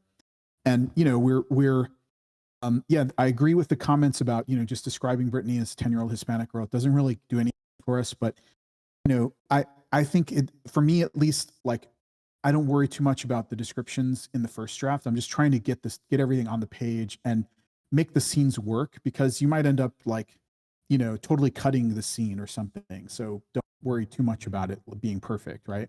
But I think generally, like there isn't a clear, like somebody trying to do something and it's hard and there's using different tactics, right? So maybe if you lean into Agent Alpha, you know, maybe have her try different tactics to try to, you know, I like that she's trying to connect with Brittany, but like, you know, maybe sort of try to think about like what could get difficult, right? Like could, you know, the parents keep interrupting and, well, tell me more about this. And then she's trying to make it sound nicer than it really is or something. I don't know. Just, we need someone to root for trying to do something that's difficult. Or it can be just something like very mysterious, like a discovery scene where there's just, you're raising questions, you're keeping us interested by some cool like little mysteries and stuff. You can also do that. So yeah, that's just my general suggestion. And I think a lot of the other stuff is just kind of get a sense for it, just looking at a bunch of proscripts. Like you'll get a sense of like, you know, introducing characters and like, you know, like I posted some examples of like just how to introduce like a whole big group of people. But I think in this next scene, we didn't quite read all the way to the end, but just again, the same thing applies. Like, you know, what does Brittany want in the scene? Why is it so difficult? what's going to be in her way, like the obstacle in the scene, and she's going to try different tactics, right? She's trying different things to do it, and then give us a little surprise, right? If you can do that, almost every scene, you'll keep the reader's interest. Oh, I just wanted to add, we read a previous version, and this is really, a lot of things are coming together a lot stronger in this version. So very nice work, Mama. Thank you, Nacho. Taste of Sorrow, I'm going to call on you next. First, I'm going to read Lasagna's feedback here in the text. Lasagna says there is a disconnect between scene one and the next. I do love the concept of this, and I think I've seen this before in a group, and we talked about adding the kidnapping scene. The skip to 10 years feels a bit abrupt. Maybe ease into it a little bit more. A scene of her and the other kids getting sent into space and then age her up. I am a little unclear what happened with the tablet as well. I'm guessing her power has something to do with tech. All right, thanks, Lasagna. All right, Taste of Sorrow. Do you have some more feedback? Oh, I just wanted to elaborate on what I was saying with the appearance and the chipped tooth and all that. When I was saying that, I didn't intend for it to be just add random details about a character so we can get an idea of how they look. What I meant to say was adding the appearance of a character can develop them. You know, for instance, if how big their nose is a problem for them, actually mentioning that so that when it gets established later is like a thing that they're worried about actually tells us a lot about the character. We can get you can glean a bit just from how you write descriptions, you know. If you write them in an ironic tone, you know, maybe it indicates the character doesn't care much. If you write in a tone of like this really obnoxiously big nose or whatever, that lets us know how they feel about it without explicitly saying it. I wanted to just elaborate that I wasn't trying to say just add details, but those details have a purpose, and adding things like that can help us visualize the character better and make them more rounded in terms of their overall character.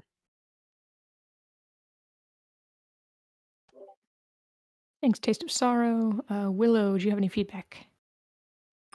Sure. Yeah. I kind of want to reiterate something that Dan said about, I think it was Dan who said about the first scene. I'm not quite certain as to the importance of that scene. If this is something that we're going to be coming back to, did something happen? Are we going to be flashing back to her childhood or her family? At the moment, it looks like it's kind of just expositional. Well, this is how she got here, and it's more for the audience's benefit. And if that is the case, then you don't need the scene.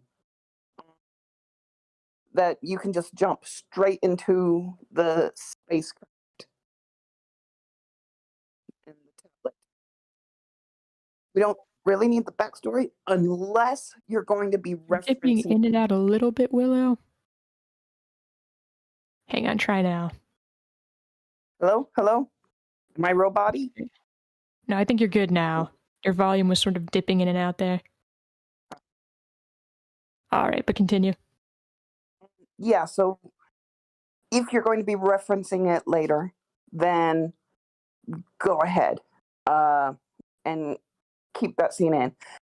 If it is more expositional for the benefit of the audience, then you don't need it.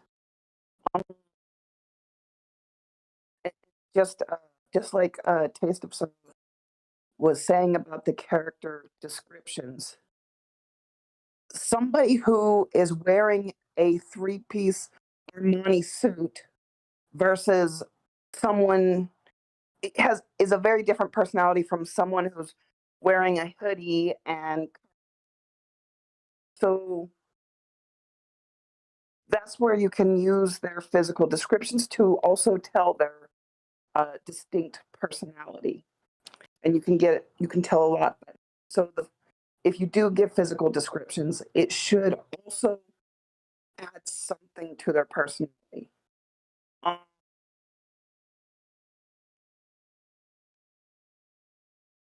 You're introducing a lot of characters in in a scene, it's kind of a alien feel, Ender's Game kind of feel, and I love that kind of stuff.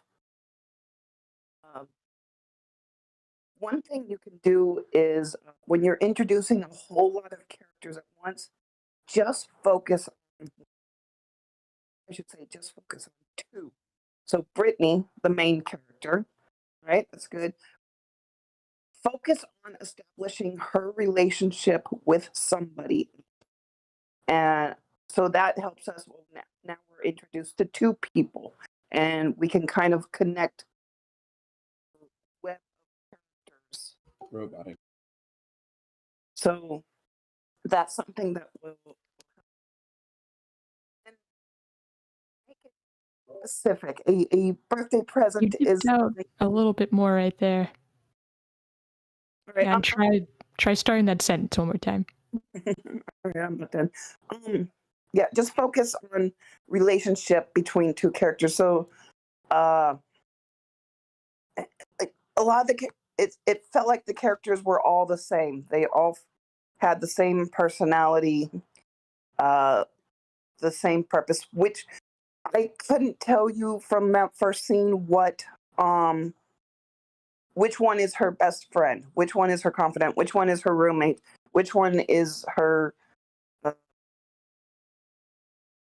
someone she dislikes. We can't really tell anything, so show us a bit of emotion in reacting to each other. Like mentioning the French toast, maybe she hates French toast, maybe she's allergic to sugar. I don't know, but something that gives us a bit of emotion and reaction to something. I do like the part with the tablet though, and that gets really. Thank you. Thanks, Willow. Joel, did you have any feedback? Yeah, I did. I would agree with what was said about how similar it was to Ender's Alright. Game. Oh, can you hear me? Finish up with saying, again, tonal shift first and second part. A little jarring, depending on what you're going for. I don't know if that's what you want.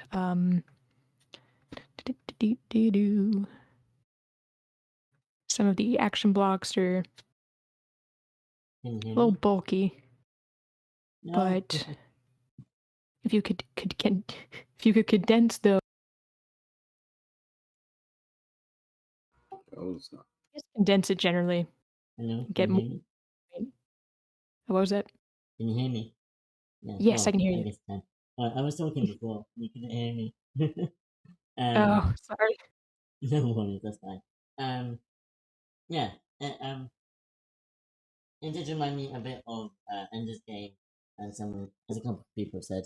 It did also, the beginning did feel a bit like overused in other media, of that kind of, her school record show has exceptionally studious and obedient, that, I can't think of where that's from, but it is quite similar to other bits of media where the kid is super talented and some CIA or whatever official comes in to, you know, um, talk to them or take them away. But yeah, it is really enticing, and really exciting. I'm trying to remember what I was going to say to another bit of feedback that someone gave. The bit about seeing the character at seeing what her name is Brittany at the age of what was she 5? Oh no, 10. And I understand why that's there. I think it's important that we get to see her make that choice, even if she's not an adult. As a child, she might come to regret that choice. But I think you could really use that to as a plot point. And show maybe it's actually regrets this decision. She'll look back at it later and go, "Oh my goodness, I'm going to get killed, and I wouldn't be here if I hadn't made my decision here." Or a bit of an origin story. So yeah, I do like that. But yeah, I really want to read this. It sounds like a really good story. Thank you for bringing it. Thank you, Joel. Sorry I didn't hear you just there. Or when I interrupted you, I mean. But yeah. What was If I I could saying? follow up on what I was, I think Yeah. I had a follow up. I don't remember what it was. I guess the point is, I just feel like, I don't know. I feel like we should just start with the if it's about her being a superhero or having something magical about her, like the ability to do like the jump into the computer world, then maybe the story should have started there, hinting at something awkward and off about her. If you still want to do with that, I don't know. I feel like these flashback starts can be a little bit overdone, and I'm guilty of them too. But if it's about her being able to jump into computers, then maybe it should start with her doing that as a kid, unknowingly.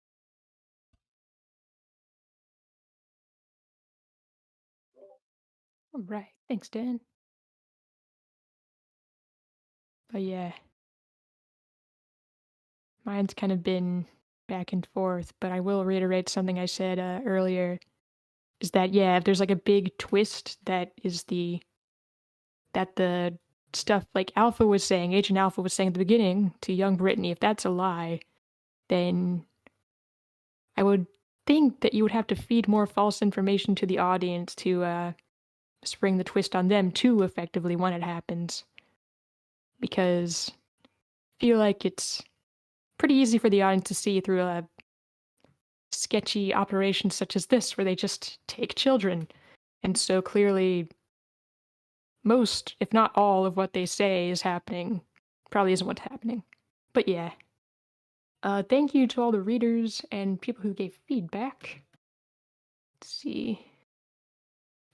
Pollock ended up in here. Is there a way for me to like view the audience on the sidebar when I'm not in the channel? No. Dang it. I'm sorry. If you scroll down, you can see the audience. Like Yeah, on the. but like when I'm on the sidebar, Oh, don't. Oh well. No, it's not that, Chris. Oh, they're here. They're here. Oh wait, yay! In the nick of time. Hello, Pollock. All right. So yeah, it looks like we're gonna read all our scripts after all. I was worried. Which of course, if we do have time we want to fill up, I have the second half of the Coraline script from last week. But might have to go before then, we'll see. But yes. This is Just Rita, last script of the night, from Pollock. Put Lasagna 2, who also helped with this script by editing. This is a fantasy TV pilot. Logline is: a young witch goes through magical shenanigans, often of her own making while growing up. Feedback we're looking for is: how's the opening? How are the characters? Would you watch this? Content warning, none. And yeah. Pollock or Lasagna, you guys have any forward? And Pollock, you know how to use the stage, right? You can type in the text box to the right. And if you want to use them, oh wait, accept, help. Okay, there should be accept invite button on your screen now, Pollock. Wait, did I do it? I think I did it, mindfully. It's got the green hand, so yeah, one of us did it. Oh, okay.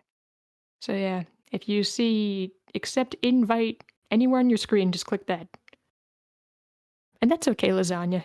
Don't have to say anything. Do. Well, yeah, I'll start casting people while you, Oh, Pollock says you can't click the button. Huh. I don't know what could be happening with that. Well, for now, I guess you can just type anything you have to say in the text chat and I can read it before we start. Sorry about I that. could hypothetically do an echo chamber. Oh, yeah. Um, Open the Inception portal. well, like if you go into all table reads, and then I can echo whatever. Oh, you got it. Cool. Do that then. Yay. You there, Good. Pollock? Oh, wait. Are you speaking right now, Pollock? Why am I calling you Pollock like the fish? Wait, is Pollock a fish? Wait, no. Wait, Pollock. Could you put your hand? Okay, great. Hand. All right. Should come back up. I think I was thinking of haddock. Haddock is a fish.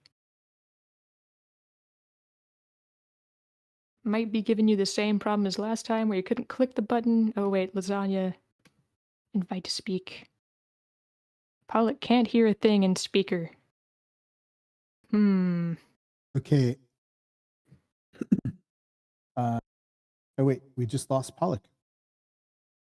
Yeah. In the audience. Seems like they keep on going in and okay. out. Apparently, Lasagna, I think when I've he's been on invited. speaker, he can't hear us. Yeah. Okay. Invite.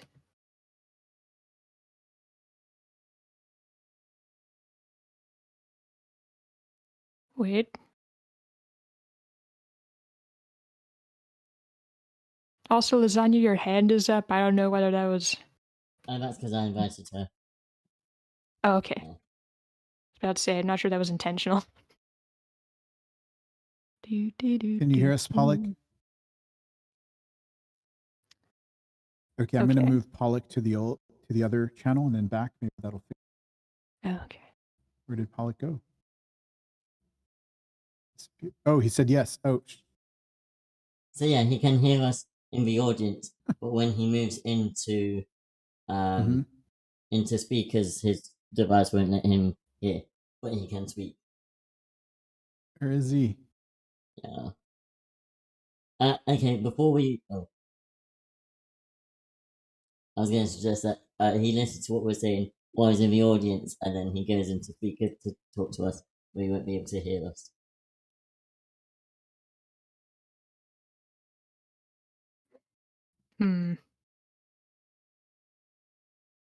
Let's see if we can just cast in the meantime. Yeah. All right. Joy, I'm going to see if I can move you into the old channel and see if we can set up an echo chamber.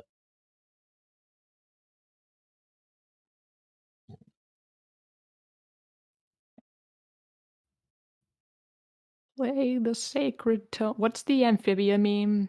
Where like they have a horn and the old frog is like, play the sacred note. Is that what he said? I think it was the forbidden note. Play the forbidden note. Yep. That's what Joe's doing right now. If we're casting, I am actually gonna call dibs on Artie the dinosaur specifically because I want to do the fucking Barney voice. Yeah, I think Discount Barney is the most coveted part. And I anticipated someone wanting it right off the bat.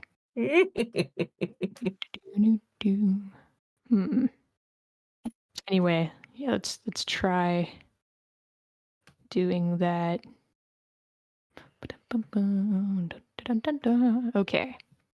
Got violin for Artie. Henrietta. Main character, I believe. As in just Rita. As in just Hen. Henrietta. I'll take it. Thanks, Morgana. Why did I... Dang it. Okay. And Coraletta That's a cool name. Corletta. Anyone for a cool name? I will take a cool name. Woo! Thank you, Joel. Let's see, Dad. It's way lamer than Corletta. Who wants to be just Dad?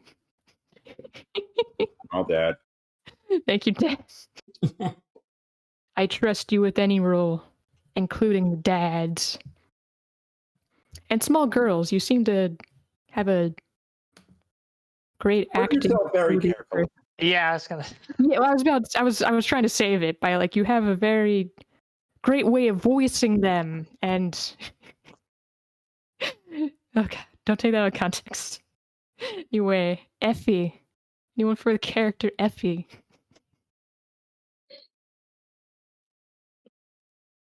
Think I remember her being tall in the script. It's such a cute name. I'm not tall, but I'll read it. Oh, you gotta become the part, Willow. You gotta believe you're tall on the inside. Feel the part in your bones. Stretch them. So God, do what I do when people ask my height and I say 5'6". Pretend you're not 5'5" or 5'4". I would check for certain, but it would depress me too much. So diminutive. You go Anyway. to check it, it's 5'2". Ugh. Damn you, gravity. So is this the second script that is co-written by Yes. server members? It's the second script Exciting. submitted. Wait, oh, sorry. Oh, I just meant I think we did one that Monica and Jason wrote. Oh, yeah, cool. Yeah. That's cool to see these, and it's cool to see like the different people's styles kind of merging together when they work on a project together. Did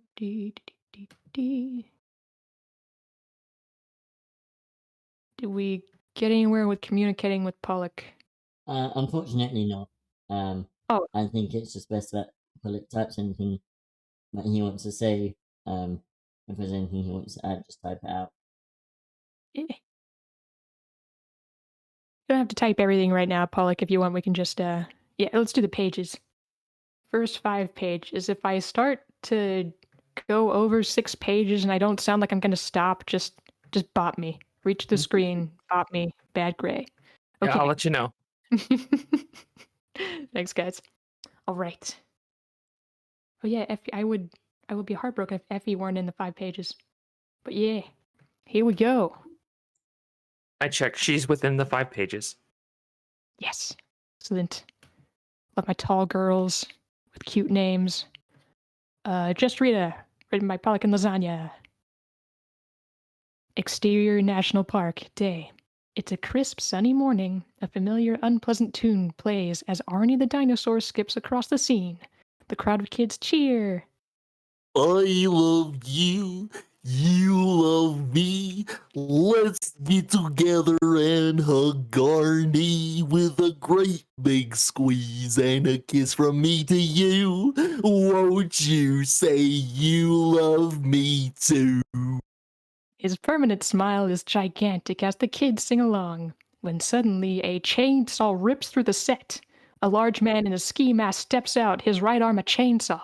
It's Kevin! Oh no! It's Kevin the Chainsaw Man! Run, kids! The Jason ripoff walks towards Arnie and raises his right arm. Arnie and the kids run and scream. The camera shakes as the cameraman books it to the halls. Cut to interior Henrietta's house, living room, day. A young girl, Henrietta, 6, a handful, short, choppy hair, smiles, laughs maniacally at the TV. On screen, Arnie gets slaughtered by Kevin.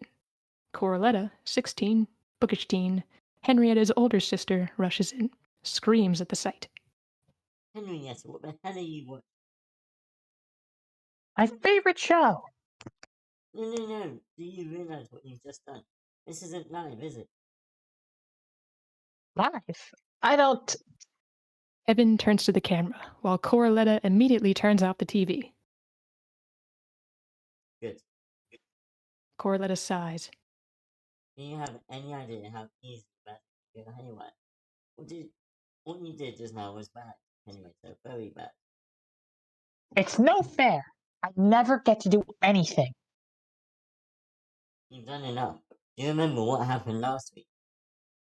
Cut to exterior Henrietta's house. Garden. Overgrown weeds, vines that have come to life wiggle and slam into the back of the house. Corletta whips out her wand and summons a pair of giant weed whackers. Cut to interior Henrietta's house, living room, continuous. You're never any fun. They hear footsteps. Their heads snap to the source as their haggard, unkempt dad, 54, walks up to them. What now? Nothing, Dad. She was just messing with the TV. That's all. Messing with the TV. Messing with the TV. Is that really all it was? Or was it magic again? Dad.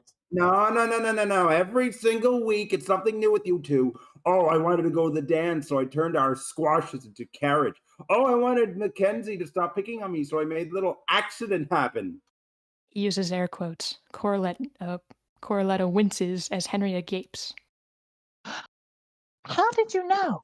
I got a call from the school. Somehow, they knew it was you. He rubs his face in exhaustion. I can't do this anymore.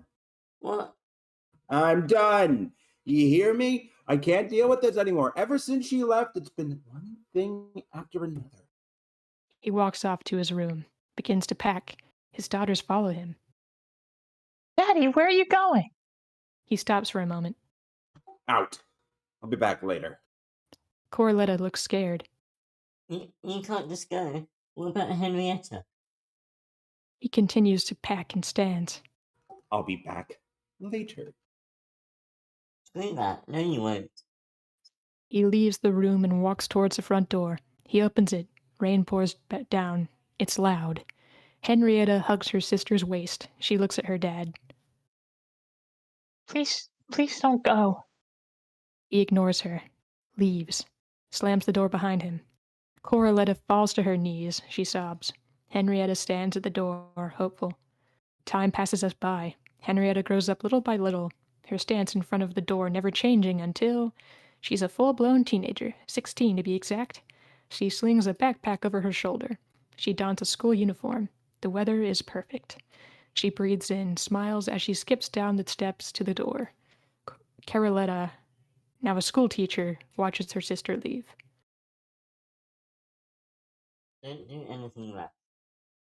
Henrietta just rolls her eyes. Relax, Mom. I'm not a little kid anymore. She waves and walks off, springing her step.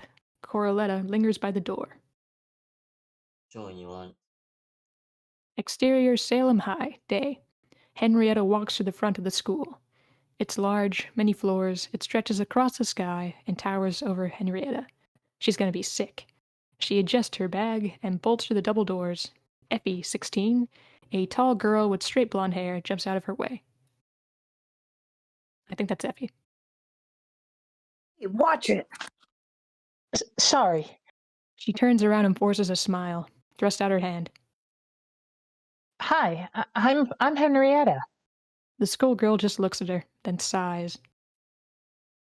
Well, you're the new kid, aren't you? Yeah, how'd you guess? All the new kids are eager to introduce themselves, unless the old ones just stick to their cliques.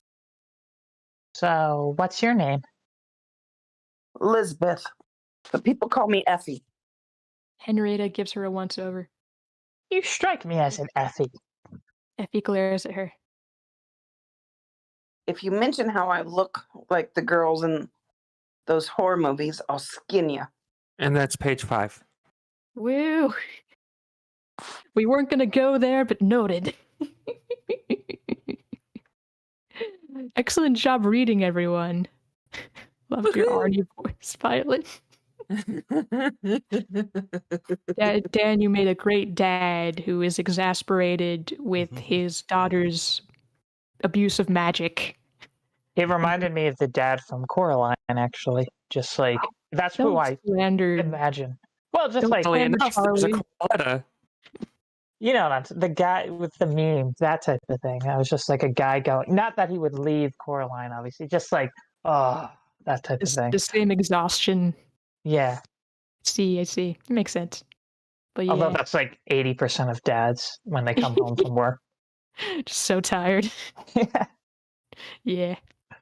But yeah, and thanks you for sharing Pollock and Lasagna. I liked it very much. Let's start with feedback now. Hang on. Let me find the... Where did it go? Feedback we're looking for. How was the opening? How are the characters? Would you watch this? So yeah. Violin, you want to start with feedback? Yeah, I'll start with feedback. I love the Barney scene. That's just immediately there's a certain catharsis in hacking that stupid dinosaur up. But also I think it immediately gets me asking questions that like, oh, the Chainsaw Man's coming, and then like it's through the dialogue I quickly realize, oh no, like Henrietta caused that through magic. And it does, I will say, it does leave the lingering question in my head of, was that live? Because that, I don't think you ever answered that question. Maybe you're going for that. Maybe you're trying to leave it ambiguous so that that kind of lingering horror kind of lingers in the back of your audience's mind. But yeah, I just thought that was because that was definitely something that stuck with me. Was it live? Was it live? Was it live? Did she actually kill people? What the fuck?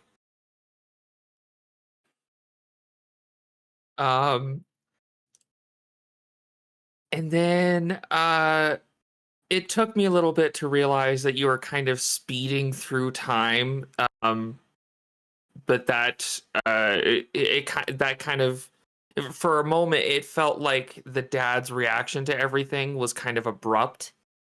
But as we read the descriptions, I started to realize, oh no, this is sort of a passage of time, especially since you drop the young in their name at one point, like mid scene. And I thought that was kind of an interesting effect that's like through the script, you can almost read that as their childhood dying. But yeah, that's my take on it. Right. Thanks, Violin. Let's see. Morgana, do you have any feedback? Yeah, I thought this was good. It's so hard to start a script and make it interesting with an interesting scene. And I think this does it pretty well. I do think that the transformation from young to old is confusing. There's no slug line, it just sort of happens. That's really the only thing that I had a problem with. I thought the relationship between Henrietta and Corletta was pretty good, well developed in 5 pages, which is impressive. It kind of, in 5 pages, does what it needs to do. It introduces the main characters, the secondary characters. It's a cool concept, kind of like Halloween Town, except adult. Just like, yeah, I like that concept, and I think it's good. Thank you, Morgana. Any feedback from you, Hated?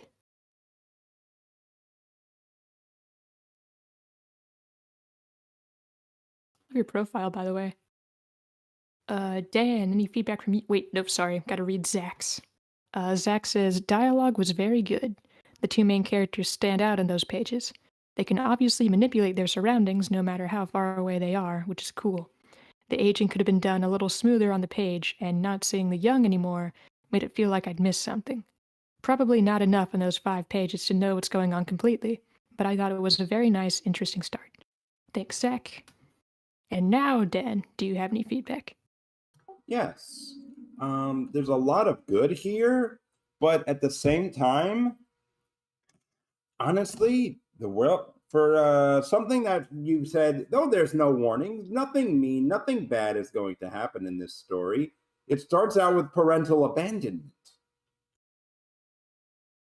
So that's kind of like, and a guy getting chainsawed to death. So that kind of makes me think this was the intended audience. What is the intended audience? I guess is my question, because it's like, oh, this it said no warnings whatsoever, so it should be child friendly. But then you have all this non-child friendly stuff: a deadbeat dad who runs away, a kid who commits TV character genocide. I don't know.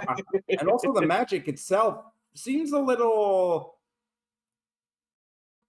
vague, if I could put it like that. Like, we don't really see any energies come off in the form of the magic. It kind of just, it's almost like I can't think of the term. I guess it's more like Soft magic? Well, no, not soft magic. That's not the term I'm thinking for. It's more like the poof magic, like the old I Dream of Genie stuff, where it's like you just snap your fingers and something just changes like that. No energies, no poof, no magic smoke. Seems more like reality warping sort of thing. Yeah, the Twilight Zone kid is an excellent choice. I don't know. I guess we need more visual cue for super magic time.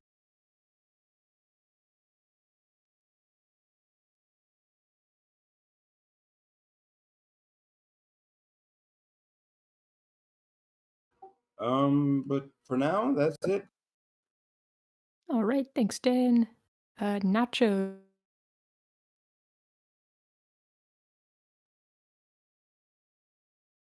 Would you have any feedback? So this is really cool to read this script that you guys wrote together.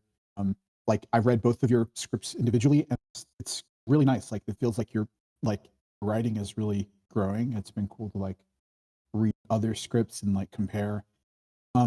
This is really strong. Like I think this is writing on the page, and your like dialogue and everything, and the scenes are really interesting.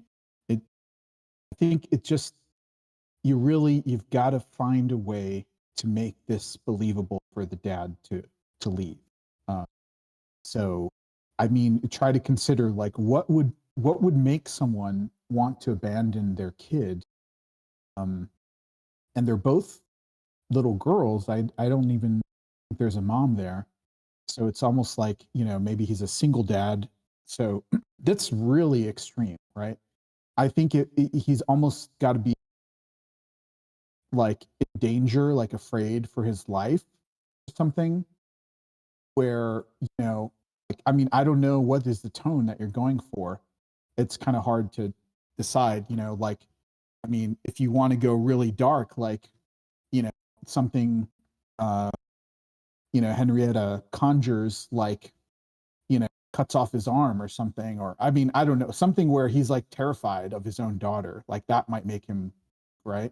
But even then, I mean, it still seems like he would, call the whatever, like child protective services or something. I mean, I don't even know how that works. Like, how do you give away your kid? If they had a mom, maybe then he would make a little bit more sense. Sometimes you see like a parent who just doesn't want the responsibility, and the other parent will take care of them or something, or dump them with the grandparents. That might, like, what if he's dropping them off with the grandparents? I mean, I don't know. Just something to consider.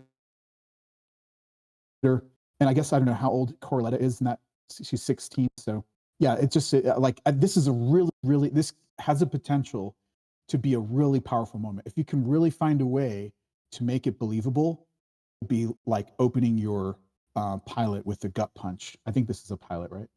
I don't. Anyways, like it's great concept, great idea. Just gotta that.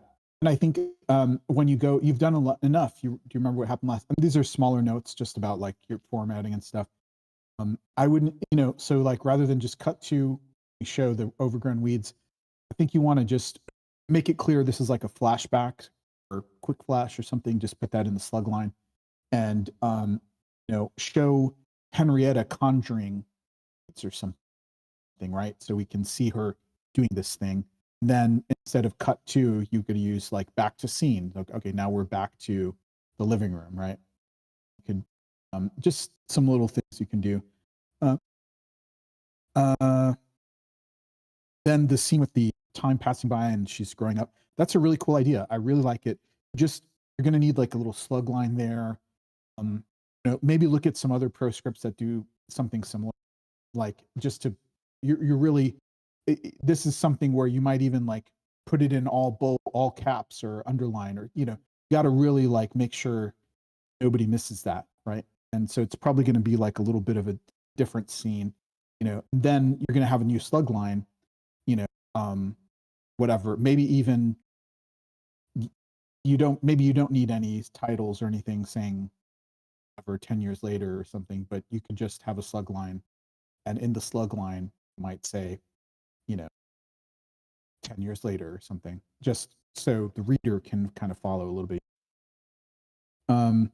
But then your description of Effie, I think Effie, 16, a tall girl with straight blonde hair, jumps out of her way. Okay, this is like almost really cool. It just cut the straight blonde hair. This is not really like relevant. Like a tall girl, something, right? Like, there's something a little bit more like her personality, right? The hair color is not important. So yeah, anyways, lots of really cool stuff. I'm looking forward to reading more. Thank you, Nacho. Willow, did you have any feedback? I don't really have anything that hasn't been said. I enjoyed it. It was a lot of fun. I personally liked the time skip, but I don't know. It was just a lot of fun, and I thought it was real well written. I can't think of any criticisms. Thanks, Willow. Joel, did you have any feedback? Yeah. Tries to. Oh, there. Oh, sorry. Yeah, I thought it was a good script, and yeah, actually, is there much more I have to add? Yeah, I'll reread this another time. Not gonna lie, my focus is going a bit. Yeah, it's a good script. Good script. And if I come with anything more conclusive, I will.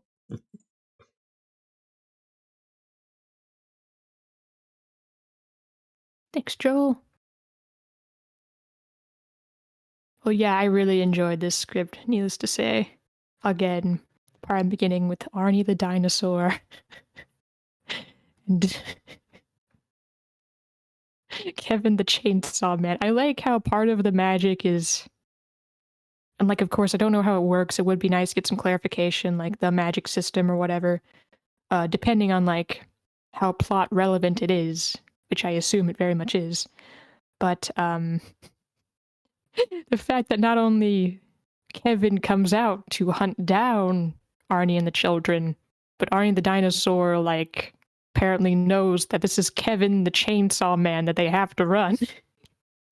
Just love that detail that Henrietta presumably made it so that it's part of the narrative of the show. So that's amazing. And like Henrietta, Corletta, you did good jobs differentiating their personalities. Corletta being the older sister who has a better grasp of like what's going on around them, and then Henrietta is sort of a hellion, sort of when she grows up and tries to go to this big school, a little awkward, but still like outgoing in the same way somehow. Let's see. so Coraletta's her name spelling, it's not such a big deal, but like I think at one point she was called Corlett once and then Carolette. That's just a proofreading thing. But let's see. Yeah, I guess my main thing is I'd like it to establish a clear magic system. But I would definitely want to see more of this. I like the characters a lot. I know, like in the context of the script, that the dad's leaving seems abrupt, but I don't know. It doesn't bother me so much, and I think that the examples he gives, even though it did happen off screen, like I almost think maybe you wouldn't want to waste so much time on someone who doesn't end up being part of the story anyway, except for the fact that he leaves. Or maybe you don't have to show him leave. Maybe you can just skip to present day, just start the show on present day and like allude to the fact that he left because of their magic. I don't know. But, and yeah, I think I read further beyond what we got to read here. And I'm excited to learn more about Effie. Effie seems like a fun friend. And I love how Henrietta we didn't get to this part, but yeah. Right at the top of page 6, Effie tries to resume business as usual and walks away, and it says, Henrietta follows her like a baby chick. That is so adorable, and I want to see their friendship develop as... that's so wonderful. Go ahead. Yes. Basically, one other thing I'm wondering is that I'm a little worried that these kids just committed potential murder in their very first opening. And then we're supposed to be like, oh, we're supposed to like these kids. They may have murdered whoever is on the stage and an audience member, to which I'm going, wait, somebody probably died or lost or is now disfigured. Possibly a child in the audience. Lasagna says it's not real. But yeah, do you think like it should be more apparent in the script in that case, outside of Henrietta saying, I don't think it's live?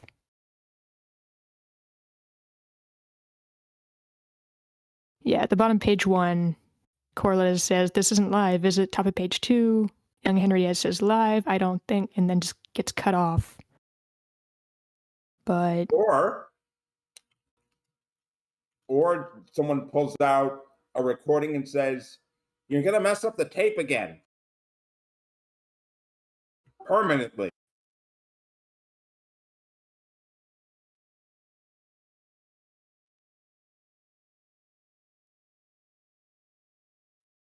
like messing up like a recording they have of the show to include Kevin the Chainsaw Man.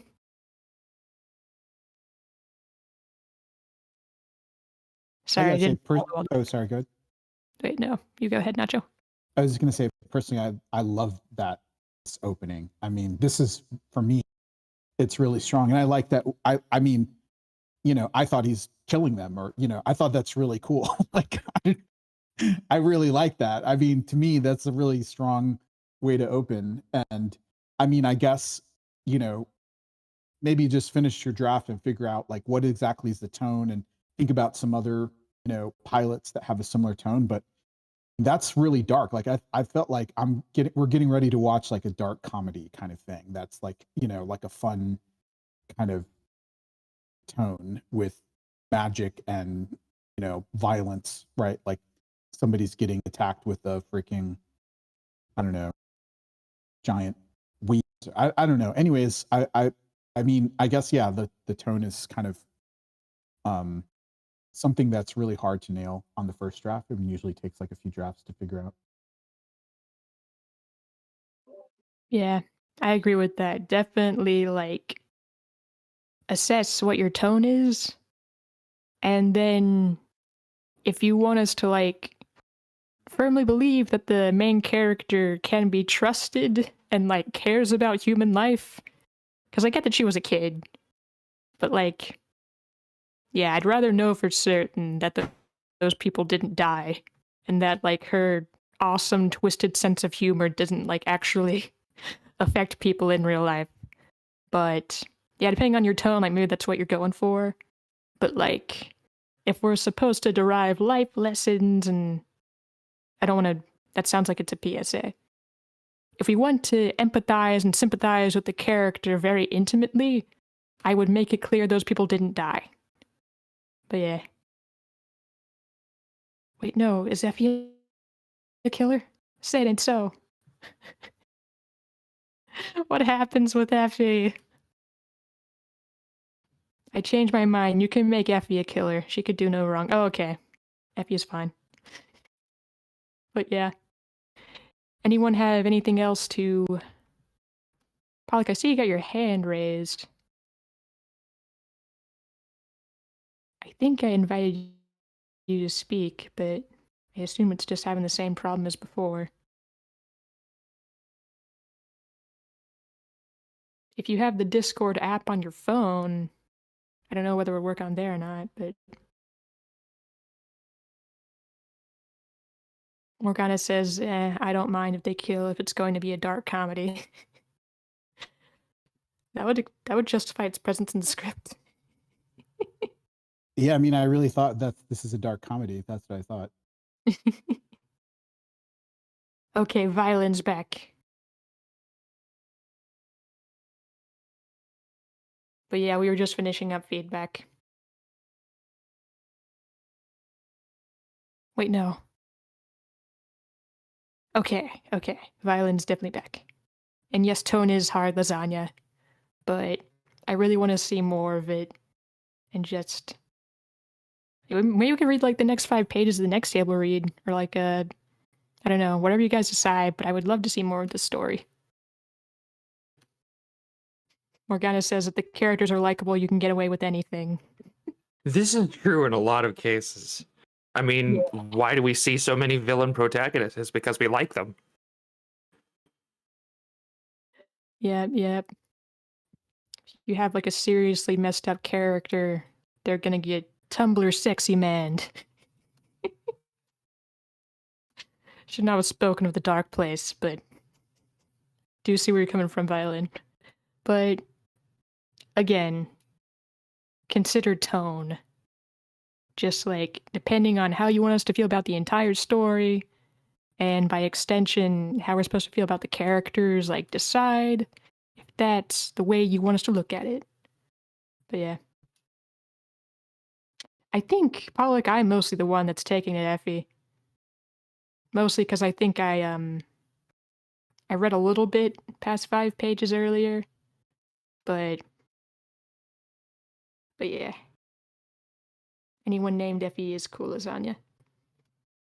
But yeah, are we all done with feedback for the script? Alright. Think I'm going to end the event here today. Usually we go on for about half an hour more, but trying to make it to something at 7. So sorry to anyone who tagged me in the server and DMs yesterday. I think I was asleep from 12 p.m. yesterday to 5 a.m. this morning. Ooh. I was not doing okay, but I think I'm better now. Yikes. But now my circadian rhythm is a bit... Yeah. I would imagine they would be. Yeah. I accidentally took more antidepressants than I was meant to. Slept like 10 hours, woke up for an hour, and had a full 8-hour sleep. I was still tired. Did you find the world had changed? I was just really confused. When you woke up? I missed a whole day of my life. I will never get that day back. Never see it again. Damn.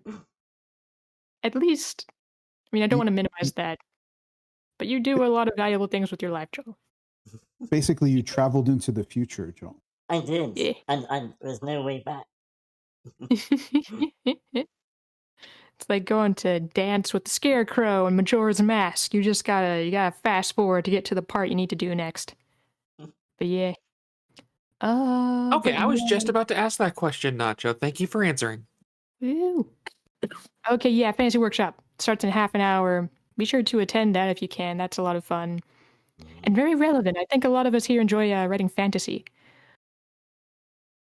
But yeah, gonna end this a bit early. But thank you all for reading / submitting. And as always, please submit 5-pagers or a full script if you want to / can. I love seeing you guys writing. And it's always a treat. Always a treat every time I don't have to use a backup script. Which I hope you guys have fun with that too. But it's more fun to hear from you guys. But yeah. Yep, fantasy group half an hour. Animation group tomorrow. Script swap Tuesday. Horror group Tuesday. I need to write them all down. We had women's writers group today. I think queer writers group too. It's endless. There's no excuse for you to not attend one of those. Just kidding. But yeah. Thank you guys for coming though. And I'll see you all next week. Thanks, Gray. Thanks, Gray.